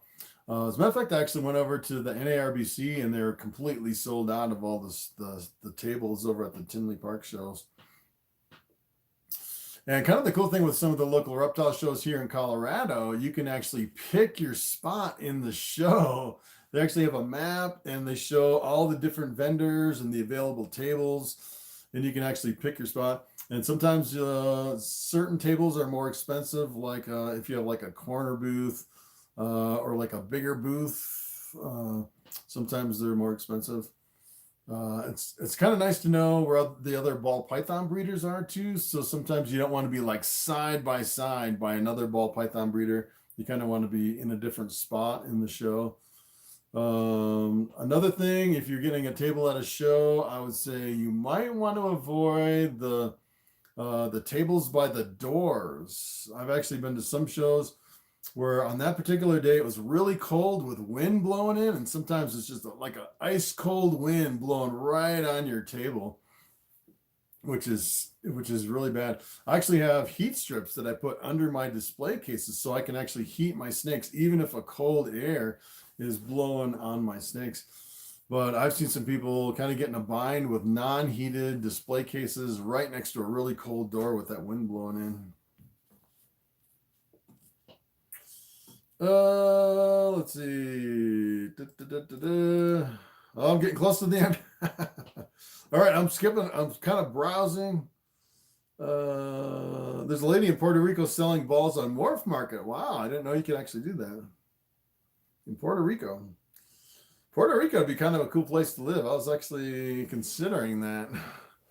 Right now, it's like frigid up here in the mountains of Colorado. It's like sub-zero. Tonight it's supposed to get to -7 degrees Fahrenheit. Super cold. I think I got a little bit of hypothermia out there. I was plowing the snow on my ATV and it was like 3 degrees. It was so cold. It was unbelievable. Canis MC, what's up? My female super gravels finally at a breeding weight. Nice. Got a male super gravel. Wow. Whole clutch of super gravels. Let's see how much a super gravel is selling for. Those are pretty expensive. I would think still. Super gravel.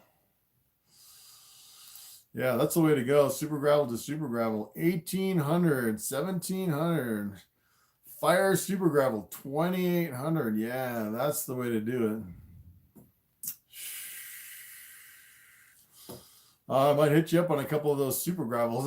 That's the way to make some money right there. Do you find first-time moms take longer to become gravid? I haven't really noticed. No, I don't think so. I think it's just kind of random. Let's see. We have a lot of reptile restrictions, but ball pythons are not affected. As a matter of fact, the hobby on the island is growing rapidly. Nice. Nice. All right, I'll have to check that out. Instagram, I don't do Facebook or Instagram. I actually just do YouTube. I tried Facebook, and within 2 weeks, I maxed out my followers over it maxes out at 5,000. And then I was trying to do where you could actually have instead of friends, you do followers, and then for some reason I ended up with multiple accounts, and I was so confusing. And then I ended up with all like these sex bot scammers over on Facebook. It just turned into this one big complicated thing. It was just I just deleted my Facebook. It was awful. And then Instagram, I haven't posted anything over on Instagram, and I have like almost 800 people following me. It's like every week another 20 people follow me on Instagram, even though I've never posted anything over there. I just started an account, which is kind of interesting. But yeah, I should actually do some Instagram. I don't think you can make money on Instagram though, as far as I know. So I just do mostly YouTube. Mike Warren, hi Chris, trying to build homemade rack. Where can I find heat tape by the roll? So yeah, you can actually go to reptilebasics.com and you can find the heat tape. You can actually tell them exactly how long you want the heat tape, and you can have them custom make the electrical cord on the heat tape. They can actually custom build it for you. I actually did that with my incubator. Told them exactly how long I wanted it, how long I wanted the cord, and they attach it and everything over there. So it's pretty awesome. John Hanna, will you be at any of the shows in Colorado this year? I would like to get a pied baby. So I won't be selling at the shows, but I might show up to some of the shows depending on the restrictions as far as everything that's going on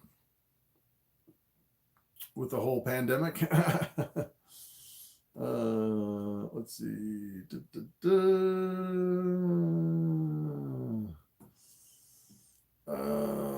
Let's see. All right. Oh, you're in the UK, yeah. So, yeah, I would probably do. As a matter of fact, I'd probably do the super asphalts. A couple super asphalts. That's one way to go. Well, I always thought it'd be kind of cool to do like a super asphalt crossed with some ivories, and you can make whole clutches of freeways. You get like multiple super asphalts, multiple ivories with other genes in them. You could probably do like kind of gamble on some of the ivory. Sometimes it's like ivory with multiple possible genes. And if you had a super asphalt, you could really crank out some pretty amazing combinations. Are you going to Tinley Park? No, not going to Tinley Park this year. Probably won't make it. All right, that was the last question. 3 hours, 28 minutes. That was long. All right, so really good quality still. My hotspot's still going. So I'm actually using a new phone. It seemed like it cleared up all my problems with my new phone, so I upgraded my phone. I just kind of wanted to test it out today. So went 3 hours and 20 minutes. It was a pretty good test for doing a live stream on my Galaxy Note 9 cell phone. And I set up a hotspot on my phone. I'm running my computer on my phone. So that's pretty cool. Working pretty good. All right, guys. I think I'm going to end it here because my voice is shot after talking for 3.5 hours. All right, so I have another video coming out the day after tomorrow. I'm actually going to go through everything that I purchased and that I use here in my collection.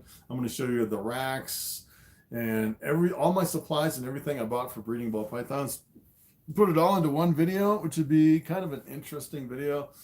I've been working on it for almost a week now. I'm trying to put together a list of all the different things that I use here in my collection. You know, even down to like the brand of paper towels and the ballpoint pens and everything, and the heat lamp and the rat bedding and everything that a lot of people have questions on. So I think it'll be a good video because so many people ask what I use as far as certain things for my snakes or my rats or whatever. All right, so that's pretty much it. I'm going to end it here. All right, guys, thanks for watching. And thanks for all the super chats and all the questions. So I will see you in the next video.